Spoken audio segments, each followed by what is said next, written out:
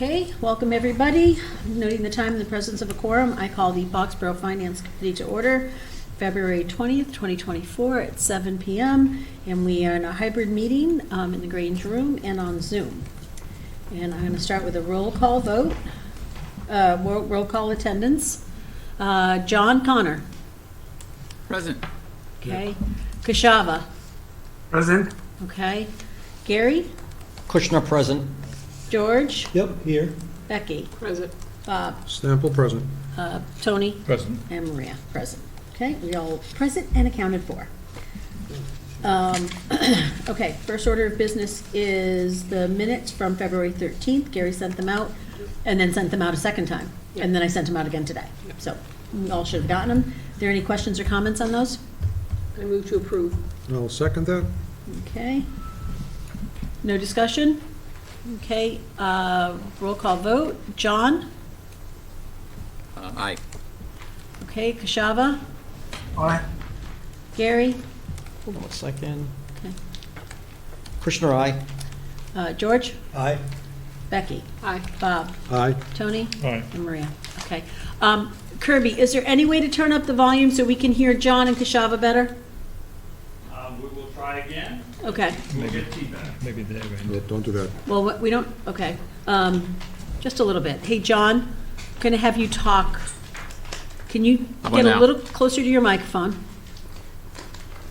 Okay, now, oh, great. How about now? That's just scary.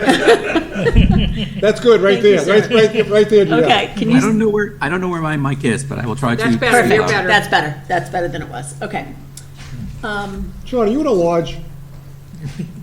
No, I'm not. I'm in a friend of a friend's. Oh, okay.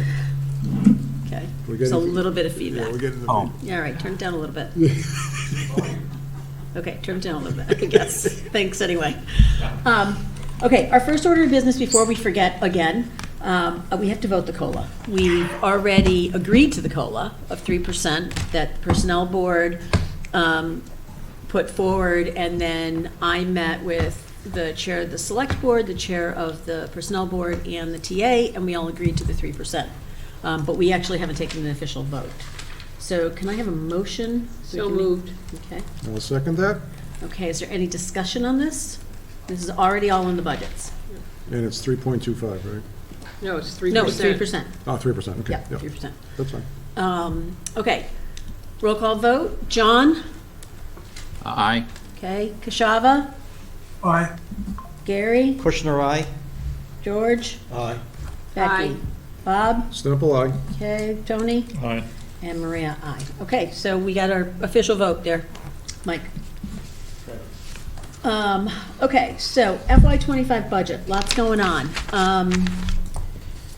So earlier this week, Tony sent out the model that showed that with all our warrant, there was one small formula on the model that was wrong, and then with all our kind of final warrant items, we were over our levy limit, which put us squarely into override.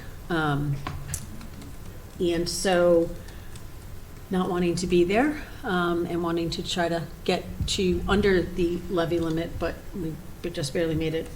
Tony and I met today with Kristen and Mike to review some warrant articles, figure out how we could kind of try to reel this in a little bit on the budget. So the financial model that you got late this afternoon was from Tony, and that, Was you, Mike, and Tony, and who else? Kristen and Rajan. Thank you. So we kind of in live time tried to figure out, we had to make cuts. We had to make about 260,000 in cuts in order to be able to get to a place where we are just under the levy limit now. We're just under where we're comfortable, but not really all that comfortable. We're like, Maria, is that with the latest school number that was voted last week? that is That's based worst on the- case, yeah, that's with the The 14.3%. 14.46, Okay. whatever, 4.46. 14.46. Yeah. Yep, yep. So that's the worst case. So I'm going to show that in a second. Because I think it's all, we need to look at this all in perspective as we proceed forward towards a vote for the school budget tonight. Also, last Thursday, the school committee met, and last Tuesday when we were here, the budget was at 15.56. Peter Light proposed a decrease to 14.30, which was savings from going to Maya early. So instead of, there was an issue as to whether or not they would go this July. They went this July. There was a $200,000 cut in the OPEB contribution. There was some funds being switched into accounts. Within that cut, he also added back 4 staff members, I think special education members. Was it 4? I just want to make sure I got my numbers right. It was 1 special educator and 4 special ed assistants. Okay, so 5 people were added back in. So that brought the budget down to 14.3. And then an Acton School Committee member made a motion to add back 6 additional staff, the reading specialists. 6 part-time staff. 6 part-time staff. So that was added to the motion. So the 14.3 became 14.46. Okay, I want to make sure, that's what we all are working on. I just want to make sure you guys are nodding. So that's the number that we have right now from the region on the assessment.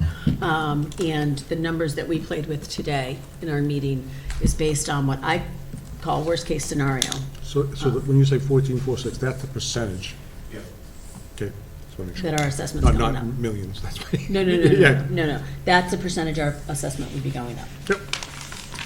Maria, one question. Yep. I went back and reviewed, after we had made some proposed cuts this afternoon. I think they're more than what we had, what you read. So we want to, when we put up the slide, we want to go through that. I think it's over 300,000. Okay, it might be. Honestly, we were doing real time. We were working fast. Yeah, we were working So fast and we were, We and, want to just take a look at how much we cut. okay, so it may be, yeah.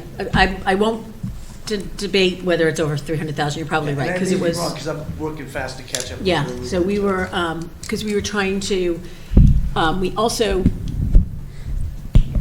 there was cuts, but in addition to the cuts, because we had to cut a significant amount, we also did some different funding sources. So that's one of the things I want to talk about is we have a policy on our free cash. And we're going to have to look at that policy tonight. Our policy on free cash is that we would keep 5% of our operating budget in free cash and use whatever the excess is. 5% of our operating budget at the 14.46 would allow us to use $646,000 in free cash. And what you will see is that, how much are we using in free cash? 703,891.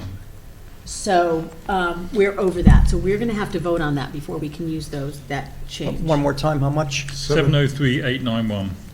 Thank you. Let me, if I share my screen, I Yep. can show you the numbers actually. Yep. Maybe easier. So this is, and I did this very quickly this afternoon, so I may have missed something out of this list, but I think it's right. Right, 352,000. So that's the total amount we cut out of the Yep. budget. Yep. 352,609. And so we actually, the free cash number is now larger by 27,000. Right, Yeah. but the 676 that you're looking at, that was from Capital Saturday, when we were budgeting at 6.69% for the school. So even at the 676,000, we were over, at this point with the new budgets, we were over the 5%. Okay, so I just want to make sure that we're tracking on that. So. Is it okay to ask questions? Absolutely, yep. I want to kind of preface all this and have a discussion before we take a vote. So we talked about 21,000 from stabilization. Yep. Why did we not look at the roof for the library with stabilization also? So stabilization, we can only use $189,000. Okay. We already had stuff in stabilization. We already had, I've got that here, hold on. We had 149,000, for the ambulance. So if we put the roof in there, we would be over our 5%. How much for the ambulance? 149,000. We have 326 in a revolving account and 149,000 for the ambulance. And we put that in stabilization on Capital Saturday. Okay. So we already had too much money in there, and so we just moved the 21,000 over because we felt that it's 2/3 vote for stabilization. And I want to make it clear to everyone who's listening in the world, the public who listens and watches our meetings, we have not used our stabilization account probably in 10 years to fund anything in the budget, because that is supposed to be a rainy day, oh my God, this is an emergency kind of fund. And apparently we're now there because we're using it this year for two things. So the animal control vehicle, we put it in for the 21,000, which is the what's left after the other towns contributed. And we felt like that was an easy vote for 2/3 for the town meeting. We're not trying to use stabilization to keep things from getting funded. So we want to make sure that if it goes in there, we can easily explain to town meeting that we really need this. This vehicle is actually significantly more than the 21,000, but because of the other two towns contributing, that's our balance. Does that make sense to everybody? I missed the math. How much do we have available in stabilization to be used by the policy? So $189,000, We can use 189,000. yeah. At the budget being, And then, with the assessment from the school at 14.46%. right, Okay? the ambulance is 115? The ambulance is 149. 149,000. So that basically left 40,000 we could use. Okay, So thank we you. just, when we kind of went through everything, stabilization was the last funding mechanism we used. We put the 21,000 for the animal control officer car. So that, total of that vehicle is $66,000, 45 of which is in accounts, it's in a revolving account from the other towns, and our portion of that is the 21,000. So we're moving that from free cash. Right, right. And so these are the changes that we made, if you look up here. We cut stuff, so we cut the green burials completely. We cut the cistern, Deferred to next year, right? right, we deferred it. We reduced, Hold on, I gotta find the cistern, hold on. Second line down, well, on this one, this one. on this one, it's further down the bottom, Yeah. Becky. Okay. Oh, no, yeah, the green burials is the second one. Yeah, I knew where the green burials was, I'm just trying to find this. Cistern is 40,000, it's somewhere on the bottom. I'll find it.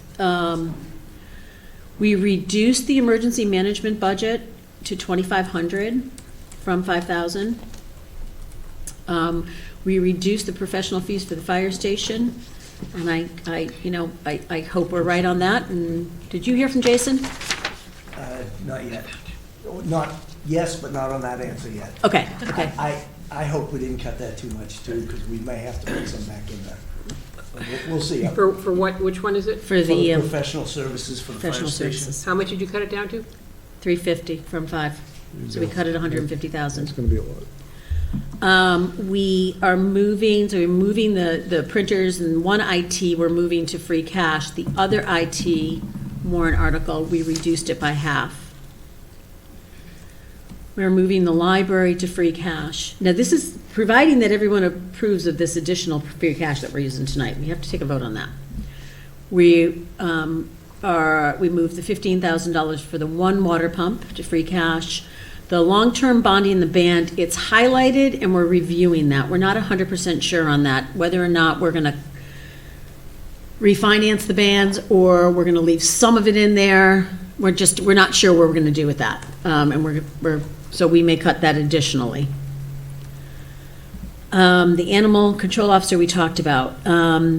So on town hall gutter and fascia, we have $14,000 in old articles that, I mean, when I tell you we scrubbed everything we could scrub to get to some point to make this work, and, whether it works or not, we'll see, but we went back to 2014 and I think 2015. We had some money left in old ATM articles for town hall, so we're just taking that 14,000 and repurposing it, so that brings down the gutter and the fascia to 5,800.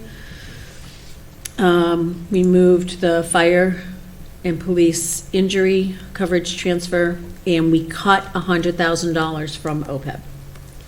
Not ideal on the OPEB, none of us are happy about that, but there's no other way to get to a place where we're not facing an override this year.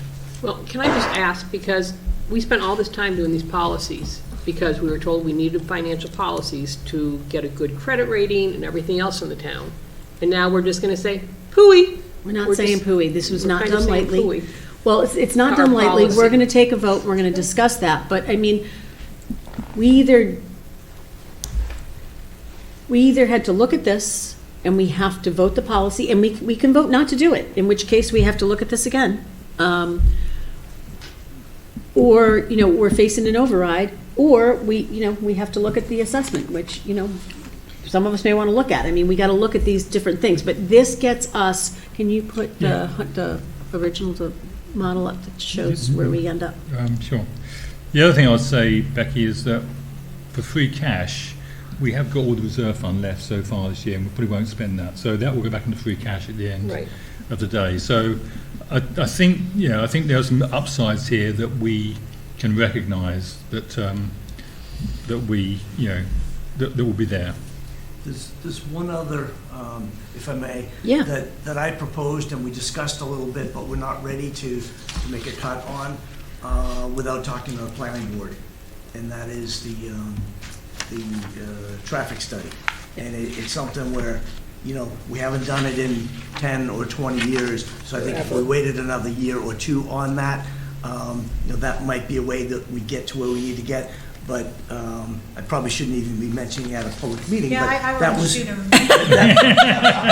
No, actually, I want to do this. That's what I want to do. I will say that neither of them proposed that, I did, but we have to get to a number.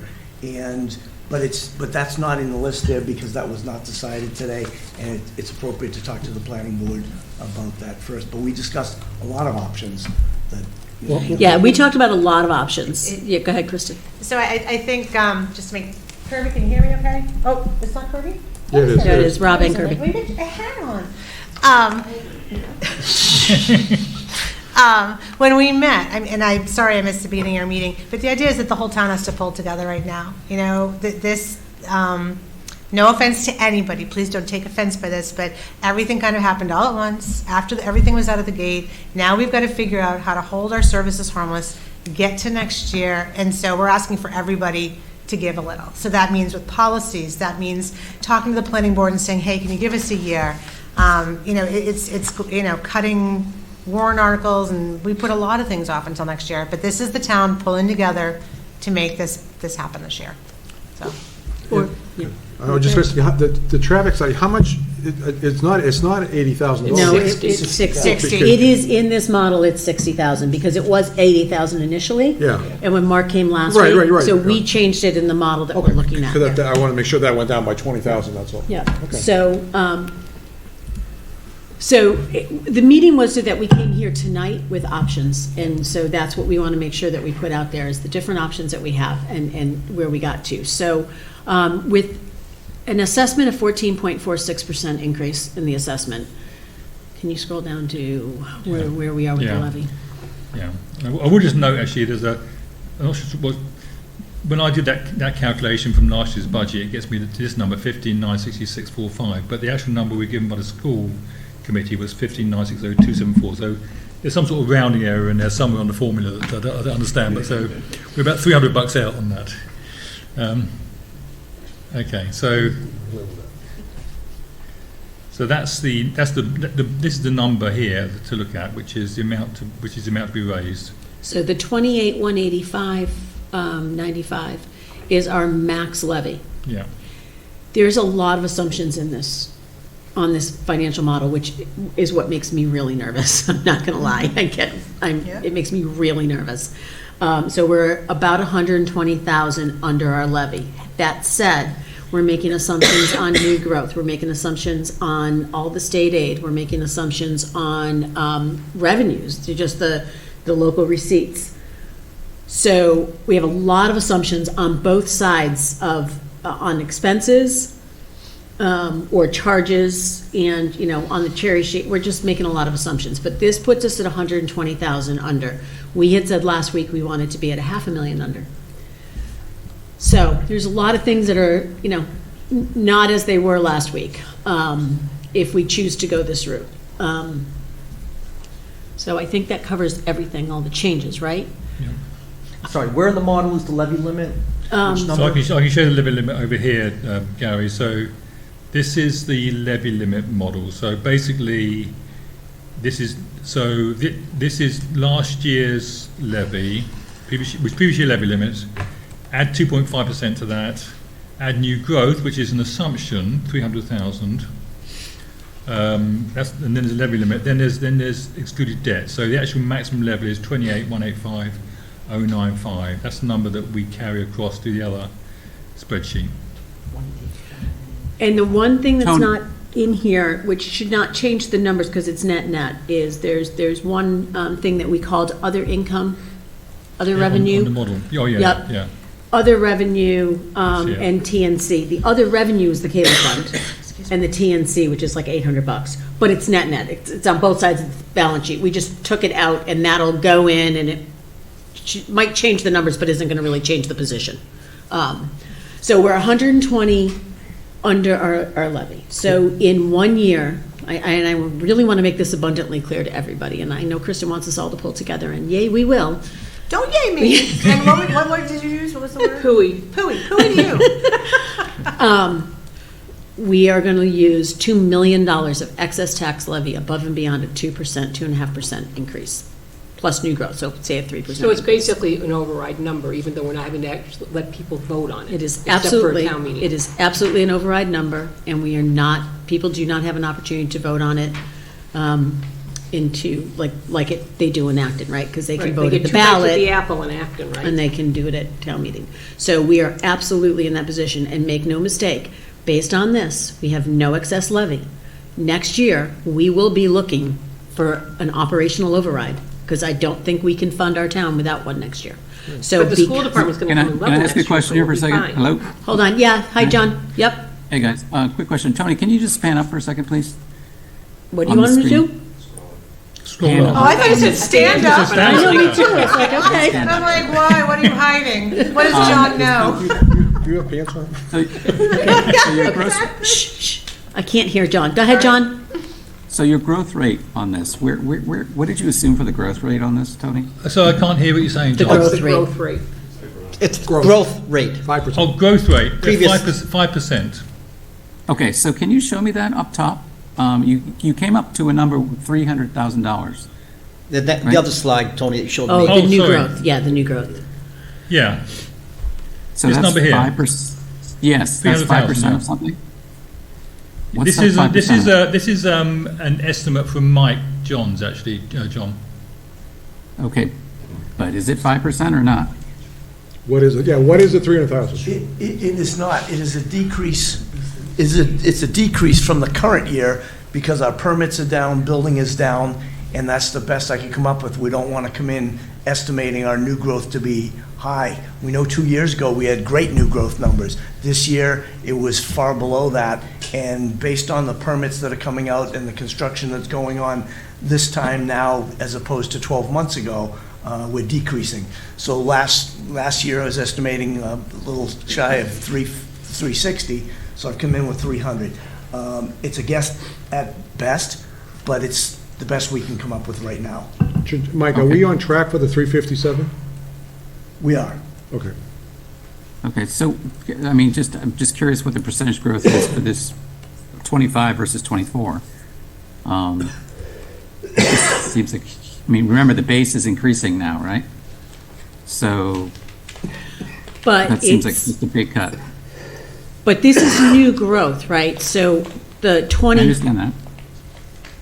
so the base isn't increasing, because this is just, you kind of start over at zero every year. Correct. This will be new growth within the new fiscal year. Yeah. So it's starting from zero again. No, I understand that, but basically 350, like, if you look at column G and you look at column G5 or G6, right? You've got Yep, $357,000 over roughly 26.2 million, right? Yep. That's a ratio. That's a percentage of that is growth. or actually, really, we should be going over the row 4. I stand corrected. So 357 over 25.3 million. That's a percentage of growth.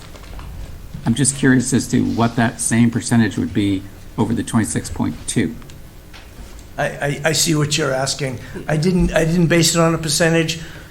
We can do that, but clearly, if we were using 357 now, it'd be a smaller percentage, I think is the point you're trying to make. Whereas Correct. 350 is even a lower percentage of growth as compared to last year, but I don't know what that number is offhand. Yeah, it seems very, yeah, I mean, I understand you're expecting it to be not a great year, but it just seems like a very small number relative to 26.2 million. Yeah, John, just as a percentage basis, I just did it real quick off. So the 357 on the 26.2 is a 1.35% versus this year, the 300,000 on the 27.2 is a 1.1% number. Right. Okay, I'm just pointing it out. I mean, we're just trying to look for numbers here, and it just seems like that might be a conservative estimate, but okay. Well, but it's also based on permits pulled, right? And what's in front of the planning board. So you can see in '23, we had a lot of new growth because we had Enclave come online that year. And Aranta Bio as well, 14, right? Correct. 14. So this year, right now, 14 is got like a very preliminary subdivision plan in front of the planning board, and that just got kicked back to them. So they are not going to be coming online in '25. Campanelli might come online, but I don't know that they've gotten abatements. So I don't know what the growth looks like, because they were paying significantly more. Right. They have applications in for abatements. Right, so Beaverbrook, which is now Campanelli, they were our highest taxpayer. And then Campanelli bought the property for $10 million and now is going to rebuild it. But like, if that hasn't gone down, then we're not going to see a lot of new tax revenue out of that, because they're still paying at that higher rate if they haven't gotten their abatements. So there's not a lot of new growth in town. There's no big projects going on, and the planning board doesn't have any commercial projects in front of them. They had one at Codman Hill, and the guy had to pull it because the planning board was took a long time to get there, and they still weren't there, and the guy had to pull it for financial reasons. So, And that's definitely a conservative estimate. I've worked with the assessor on that, and the worst thing we can do is come in with an estimate that is not conservative, because we have nothing to base anything better on. Yep, that's fair, yep. It's a matter of degree, understood. okay, so going back to the model, at the 14.46%, our levy comes in at just under by 120,000. Where is he? Well, so if you look up there, The operating budget page? Where do you? It's on the model. it's right there, it's on the model. That's on the financial model page. Right there. 1624. The 28,064, right? That's what we are gonna have to raise. The 28,185 is how much we can raise outside of with the 2.5 and then the excess levy. Right, I'm just questioning, how do I get the same page on my computer? The stuff that you sent out? Tony sent this out late today. I sent it to you this Yes, this afternoon. came late today, sorry. because we were in a meeting until 5 o'clock I today. got the wrong one. Okay, and then so you got it from Tony at like 6:30 or didn't something. see that. Okay, sorry. Because I'm looking at the page and I'm saying, well, I'm not seeing anything. Yeah, that's why. So I think we need to have some discussion around where we're going to go with this. We have the school, is at 14.46. I'm not voting for a budget that has a 14.46 assessment in it. It puts our town it is going to put us in a world of hurt this year and next year. And if next year, to be clear, the override fails, then we cannot hold, who are we going to hold harmless? Nobody, right? Well, no, you're We'll right. hold the region school harmless. And then we're going to wipe out. And like it's going to be everything on else, right? services. I mean, so- here's the thing, at the school committee meeting last week that I listened to on Monday morning, there was a Boxborough member who said, you know, the most important thing we do in our towns is educate our kids. Well, I was on the school committee for 9 years, worked in the school district for 18, and I'm thinking that if that mom went to, you know, she was so excited, she voted for the override, and she went to wake her fourth grader up one morning, and he was non-responsive or having a grand mal seizure, and she has to call 911, and we don't have fire department people in the fire department because we've had to make budget cuts. Or we don't have police in the police department when somebody's beating the crap out of their wife, you know, and so. But we're not cutting the fire department. Not this year, but next year we might. No, we won't. Well, We won't. okay, No, we that, won't. We're not debating that tonight. We're debating the education and the budget. you're right, but I'm not But you're, supporting this budget. and you're just speculating on what might happen in the future. That's not Well, we relevant. used to leave some headroom now. Yeah, Well, okay, I think, okay, so that was an extreme example, but I think the point is, what the decision we make on this budget will affect next year's budget, yeah, Right. right? And it will affect an override for next year. yeah. And it could put us in a situation where, for whatever reason, we will have nowhere to go but to look at the $11 million town budget. Now, I spent this weekend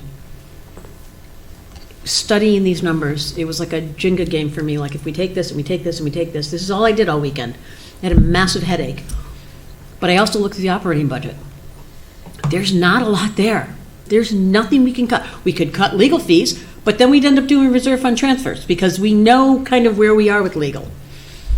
There's not a lot there. There's not a lot of extra in our operating budget. So if we have to cut next year, we're cutting, you know, we are looking at a failed override next year, or an override. We're looking at, you know, we're looking at humans and very few programs. We don't have a lot of extra to cut. And we don't have depth, right? We don't have a lot of depth in, like, you know, when Mike came, he wants, like, redundancy so people can take vacations in town hall, right? And some of this job still gets done. If, you know, we have 2 cops on most days, but some days we don't even have 2 cops on, we only have 1 on.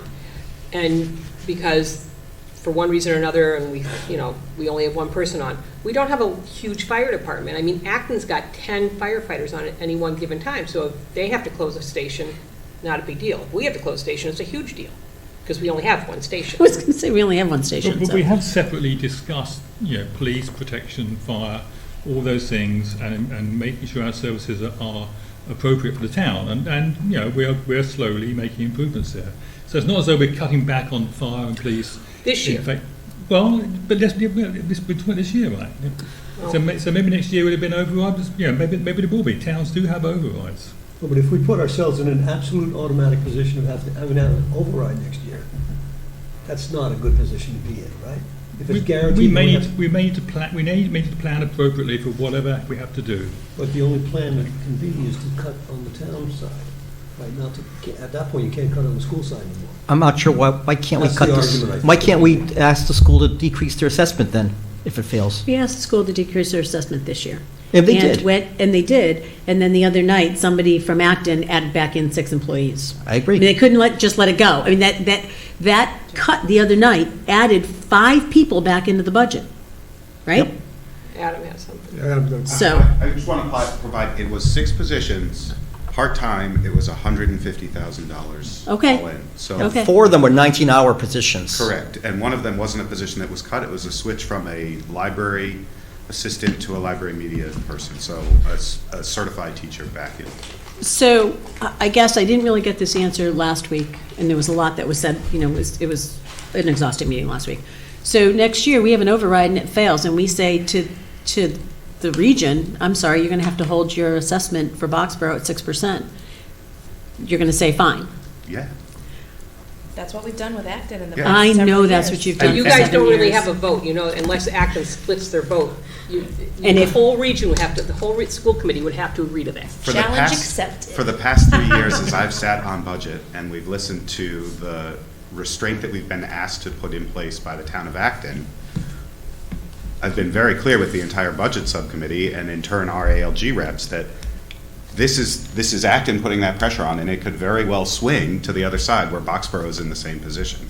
And that the school committee and the school district as a whole will have to be responsive to Boxborough as they have a limited ability to raise funds as they get closer to their levy limit. So I have no problem sitting at my seat next year assuming you all vote for me, saying that we have to once again prepare an A and B budget responsive to the town of Boxborough's attempt to go to an override.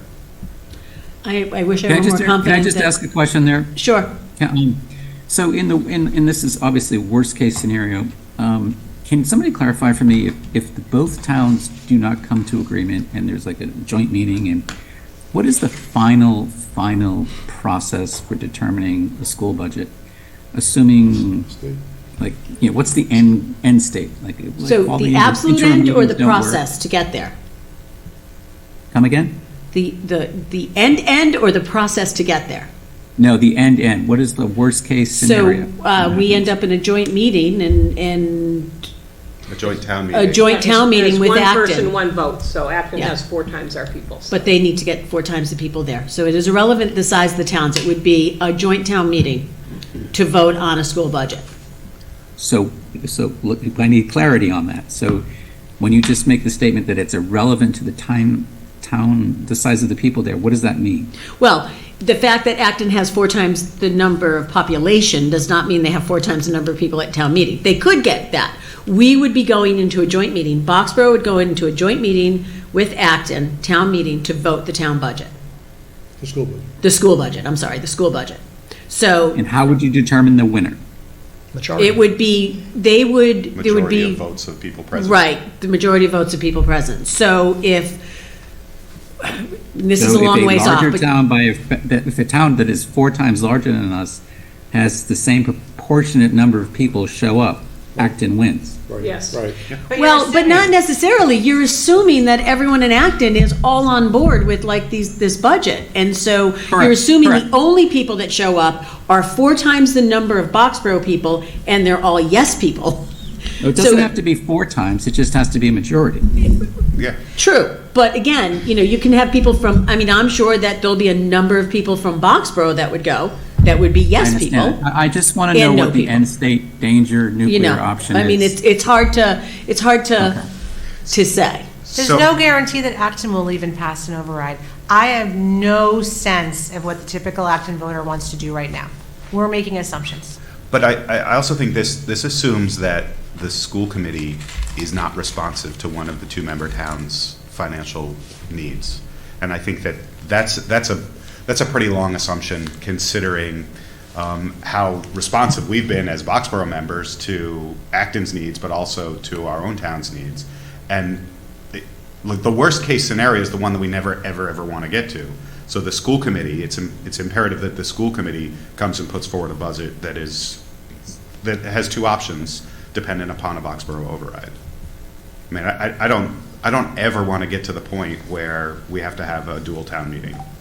No, I understand that, Adam, and I appreciate that. I just do need to know what that end scenario is. Yes. That's the end game, but there's a lot of steps between that. There's another town meeting for each, like, the school committee's got to go back first and come up with yet a different budget, budget X or whatever, and then present that budget to both towns. And both towns would have, if both towns voted it, then, it'd all be kumbaya and we'd be moving on.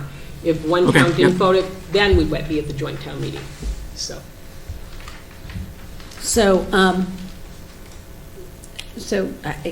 I don't know where to go to here. At this point, the schools come in. Can I ask another question? I'm sorry. Sure, go ahead. So with what we've seen and the changes that you've made this afternoon, it's not clear to me mathematically how it dramatically affects next year's budget. Right, so I appreciate the changes that you've made. Yeah. Excuse me? No, go ahead. I appreciate the changes that you've made, and that's great, and it sounds like we've made cuts everywhere to make it happen, but when you say it, we're going to have to go to an override next year. I think it would behoove us to kind of show that instead of just say it. So let's assume that all the assumptions are correct. We have $120,000 in excess tax levy. Can you go back to that levy page so we can work off of like a model? Yeah. So let's assume that the models are correct that we've been doing, okay? And we have $120,000 left. Next year, we will have 2.5% So that'll be, it'll be the 20, 27,247 is the base, yep, well, it just okay, repeats, yep. right? And then we would have some number in new growth. And then we would have approximately $120,000 in excess levy. Which, again, we need to keep that cushion. We can't just go to zero, like that doesn't work. So you would end up with basically this year, if you look at this, you're looking at like $957,000 tax increase, correct? If not for the excess tax levy. Am I right on that? Are we all in agreement? 2.5%, which gives us the 657, Yeah. plus new growth, which gives us the 300. Right. So if we have no extra tax levy at all, that is all we could tax the town without an override. Our school budget is going up $2 million, and I don't even know what is our town, we've been so focused on the school, I haven't even looked at the operating budget increase. Increase? Yeah, At least 3. Increase is, on the town side. it goes 4%. 4%, yeah. Yep, so it's 465,000. So this increase this year, if we did not have any excess tax levy to use, 465,000 is on the town side, which would leave around $300,000 for, which would leave around $500,000 for the school. And that's all you can go up. You can't go up past that amount unless you have an excess tax levy. This year, we have a $2 million excess tax levy. Comfortably, you want to have a $500,000 tax levy, right? So that you can go a little bit over. But that's why you end up in an override situation. But yeah, the reality is that with the levy limit will go up 3.5% to 4% a year based on all of these factors. And our costs are increasing, both the town costs and the school costs. In particular, school costs this year are going up more than that. So that's been a trend over the last 5 years, actually. So that's why inevitably you're going to need an override at some point in time, whatever you might say. That's just simple math, looking at all the trends and numbers. Keeping in mind, so I will say I'm a little frustrated because our town administrator managed to cut about $500,000 out of our budget this year. Completely, Tony, could you? structurally make those change it. numbers? You threw out 3.5%, 4%, Maria threw out real dollar values. Could you guys make those things agree somehow? I don't. I used this year's numbers. I used this year's numbers. If this current tax year, Yeah. right? Maybe another way to look at it is we're allowed 2.5% new levy every year. Right. Our budget is 3% plus. Right, plus new So growth. if we didn't have new growth, Yes. right, 7%. we would require an override every year. Right. What's been saving us, and the reason we haven't had to have an override in 12, 15 years, is because of new growth. Right. It's shrinking, as we saw. It's 357 down to 300. 200 next year? We don't know. That's the only reason that we're heading into override territory. And we're going to have to because our growth is dropping. And the other thing that's happening at the same time is that our school kid population is increasing. So although As a it's percentage. it's a 10% increase in the school budget, but we get 14%. So that we're just on the wrong end of that math. But, I mean, I think we know that the 6.7% is our enrollment assessment. That's what Peter Light told us when he was here. He said 6.7% is your enrollment assessment. The extra to the 14% is not enrollment. The enrollment assessment for us this year would have been 6.8. Yeah, the school budget's gone up by 10% overall, but the fact is, our share's gone up. So we've got two competing trends. We've got the trend of lower growth, which is limiting our levy ceiling, basically, and we've got increased school costs that are disproportionate to us because of our population demographics changing over time.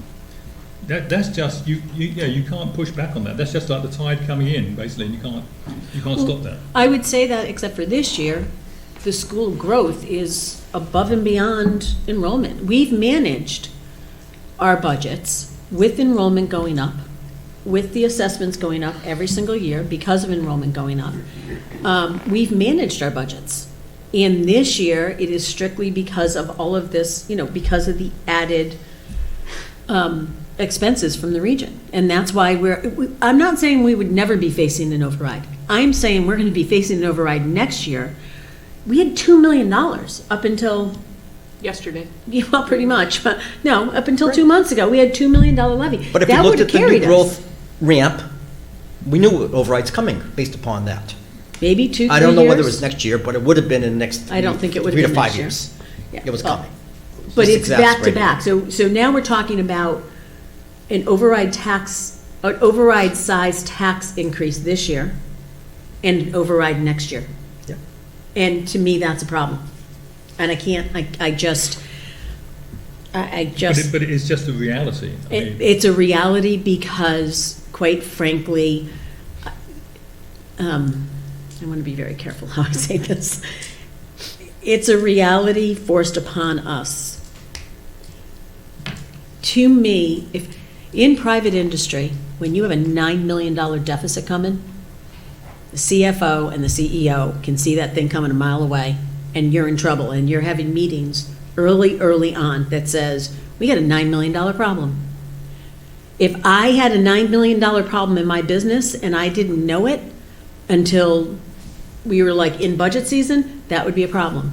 This came out of nowhere, and we have not had time as a town to, we knew that it was tight. We kept hearing that it was tight. We are talking about and even if you take the insurance out of it, a $7 million deficit.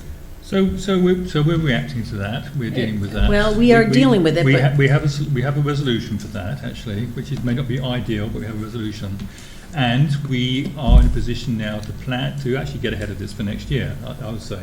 So I think maybe some things we need to do about working with the school committee more closely, looking at the budget earlier on in the process and getting our input there. I think the way that maybe Acton has sort of like taken the lead on this is not ideal, and we need to be more active in that process. But I think we have a resolution here, I think. And I don't agree. I think it's a resolution that puts us in a bad position for next year, and that's the difference. It resolves this year, but we're not looking at out years. And when I've got a business mind, I don't look at just this year, because this year only does me good this year, but if I put myself in a position that next year and the year after, I can't fund the town, in this case, or fund my business, or whatever, that doesn't do me any good this year. So, yes, we have a resolution for this year that puts us in a really bad place for next year. So I can't vote for that. And that's kind of where I'm at. And Well, it doesn't. Maria, I think we're at the point now where we should just vote for it. Because we keep talking about saying the same thing over again. Do we want to? I'm sorry, hold on. Are we going to talk about free cash for, like, what we're going to do with free cash and change the Yeah, policy? we have to, Or are we we going have to talk to, no, about we the have to, regional assessment? we have to talk about the free cash, but I wanted him, I didn't hear what the end of what he said. I'm saying we should vote for the. the school assessment. I'm hearing the same discussion for 2 weeks now. Well, we have to vote, first thing we have to do is vote on the free cash policy to see if we are willing to go I over the don't, free I cash. think that comes after. Because depending on what we do with the school decision makes Oh, a I see what you're decision. saying, I see what you're saying, Well, okay. no, the decision could come back. Well, but, at town meeting time. but we can't, okay, it doesn't matter. Okay, well, I'll make a motion then. I move, we make, Hold on. okay. So what are we making a motion on? I'm going to make a motion on the percentage number for the regional assessment. So non and free cash, we're gonna wait for Not the that. free cash, because we're going to do that after. The 14 point. No, I'm not moving that.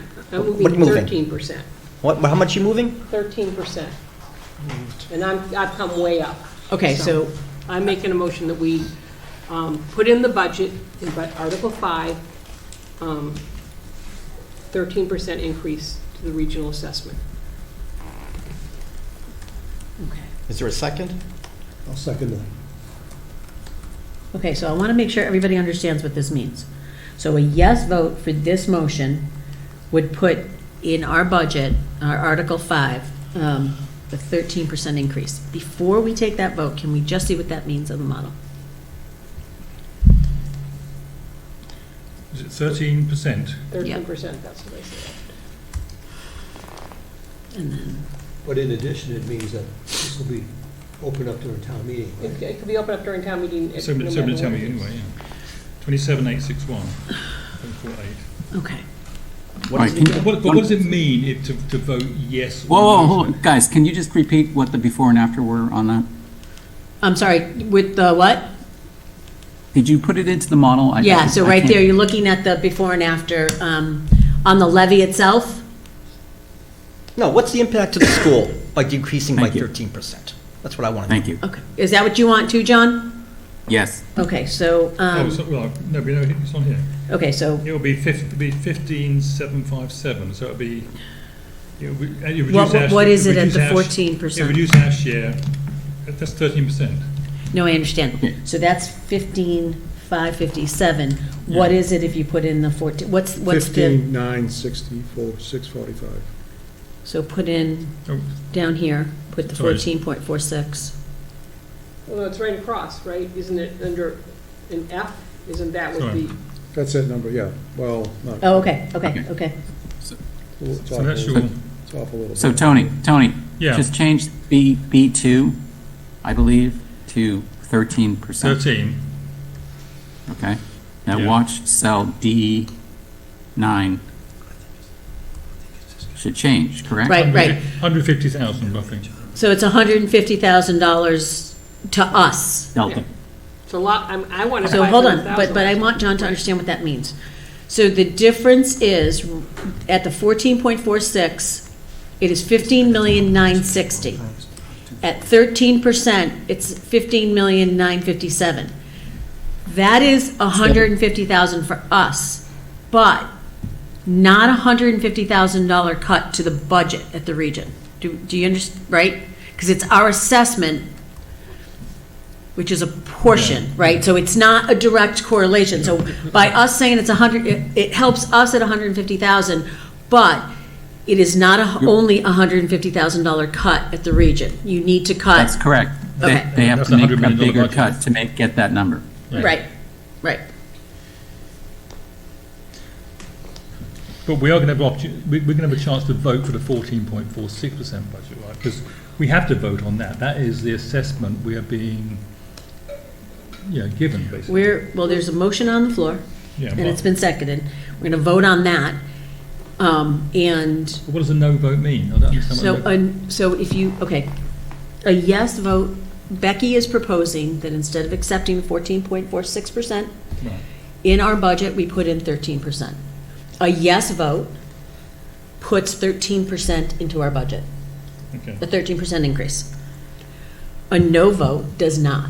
If the motion fails, then somebody can make a motion to vote on the 14.46. So if I want a higher number, that like 14.46%, I should vote no for that. Yes. Okay. Right. Can I just ask a question here? Yep. Maria, so operationally or process-wise, let's say Becky's motion is passed. What does that mean to Adam? To Adam. Adam then Yes. brings that back to the region, and then it becomes, they're going to have to, the school committee will need to, assuming that we put the 13% in the budget and it goes in the warrant and it goes to town floor, assuming the Acton override passes, then on town floor, the school committee will need to get up and adjust, they'll make a motion to increase the assessment from 13% to the 14.46. But there's one more part of that though, which is that in the warrant will be printed the school assessment of 14.46%. In the warrant, the 13% will be printed in the budget, but there will be an asterisk, and then underneath it, it will say that the school had voted an assessment of 14.46%, which equal blah, blah, blah. So we have to print both of them in the warrant. And depending on how we Okay. vote here tonight, I mean, I think we should also put in there whether the finance committee are voting yes on that 14.46% or not. It's in the warrant. Yeah, we can have a motion to do that, Tony. Oh, yeah, well, we can have one of those next. Separate. Okay, hold on. Adam, you had your hand up. No, go ahead. Oh, okay. You sure? Yeah. Okay, I think you all right. clarified it. So both of those need to go in the warrant, John, and then the school committee will have to get up and increase the assessment on town floor from the 13 to the 14.46. We'll have to increase the budget to match the assessment. Whatever, right. However you're going to do it, Yeah. but by dollar amount, But you'll do it. that, and that's sort of what I wanted to comment, is that there's an assessment, whatever that assessment is, that comes from the school committee. And then there's the finance committee voting a number that's in the budget. And if those two aren't aligned, then we have to have this conversation on town floor about what does it mean to have an assessment and what does it mean to have a different number in the budget? And then obviously a motion and a discussion around that. So it makes it confusing, would be my opinion, but I also think no matter what, we're gonna have to discuss this on town meeting. Well, I think that we'll make it confusing, but at least the people of Boxborough will be able to have a debate on whether or not we should be paying this assessment at this rate, understanding the ramifications long-term. And I think that's something that, if I heard the select board, they would like at least a debate as well. Yes. Whether or we not. want people to have the opportunity to ask questions, understand what they're voting for, understand implications, no matter which way they vote. Right. And, I don't know, I think it's better for it to have to go up than down. I think that it gets, I think it's just, any way you look at it, it's going to be difficult on town floor to do this. I guess my feeling on that is, whatever number is put in the warrant that, or sorry, in the budget, that isn't the assessment, anything that's voted that's other than the assessment is not, won't be a real number, right? Because it'll have to go back to school committee, and we'll start this process of the school committee needing to make changes and all of that.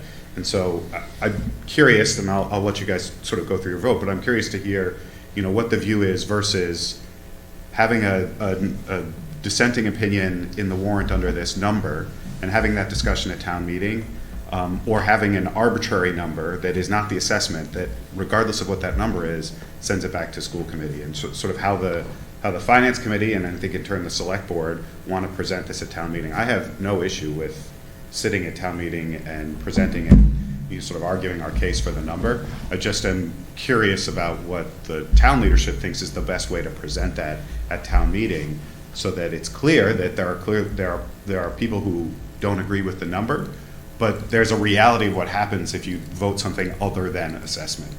I think we need to pull this budget out of Article 5. We talked about that, we can't do that, because it changes the entire way we budget going forward. You cannot make this a separate, the FinCom has jurisdiction over Article 5. Right. And nothing else. Can't be, like, this can't be No, 5A. but- No, we have It shouldn't be. jurisdiction. It's Article 5. Okay. I mean, I don't think that's a problem. I think what I would ask for, and maybe we talk to town moderators, we begin to plan for the meeting. We don't need to give our report at the beginning of town meeting. I think that it would make more sense to have someone hold at this line during the budget part of town meeting and have the school committee come up at that point and present their report and their sort of justification and story of how we got, so that Yeah, we so can have that's- that at that time at town meeting. So you'd have to, so I can't speak for the moderator. Yep. Past history would say, if you had to increase that amount, then you would have that opportunity. I'm not sure you'd have that opportunity if someone just held it. If we went with the 14.46 as printed, I'm not sure you'd have that opportunity. That's something you've had to talk to the moderator. Yeah. If, my guess is, because in the past, if someone's held it and then tried to decrease it, you'd have an opportunity to talk to that from the podium. But, I mean, that would be definitely a moderator question. So I just want to make sure that we circle back to where we are. We have a 13% motion on the floor and it's been seconded. Does the select board have anything it wants to add in this discussion? No, we'll talk about it at our next meeting based on what you vote. We've gone round and round. I can't really speak to the board, for the board, because we haven't voted it, but I think we want to take the FinCom's lead. You do have jurisdiction over the budget. You guys put the numbers in that you feel are appropriate, and we'll go from there. So from perspective, that reduction to 13% is another 1.1 million cut to the school overall budget. So we made about $1 million cut already, and so it's looking for another $1 million. So that would be a total of over 4 million cuts off of level services. I do So just to understand that. confirm, Adam, while it's 13%, there's a $150,000 decrease from Boxborough's assessment, the total decrease is 1.1 million? Roughly. Okay, I'll make it approximate. Thank you. Yep. That's the number I was actually looking for. The region's budget number. The total, I wanted to see what the total impact would be to the budget. So the 1.1 includes Foxborough's number? Yeah. Yeah, so I just But played they need with, to do 1.1 to get us to the 150. I just played with the 6 to get the assessment percentage. So it's about $800,000, just Acton's alone. What do you No, mean? no, it could be about $1 million, No, it would be. 1.1 million total. A million total, $1 million total, minus the 150 right.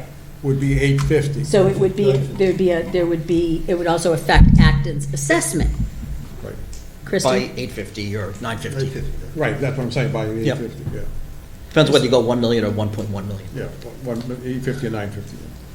So Adam, I actually think if you look at it this way, if you remember I said at the regional budget day, we're all here to do what we've been elected, appointed, or hired to do.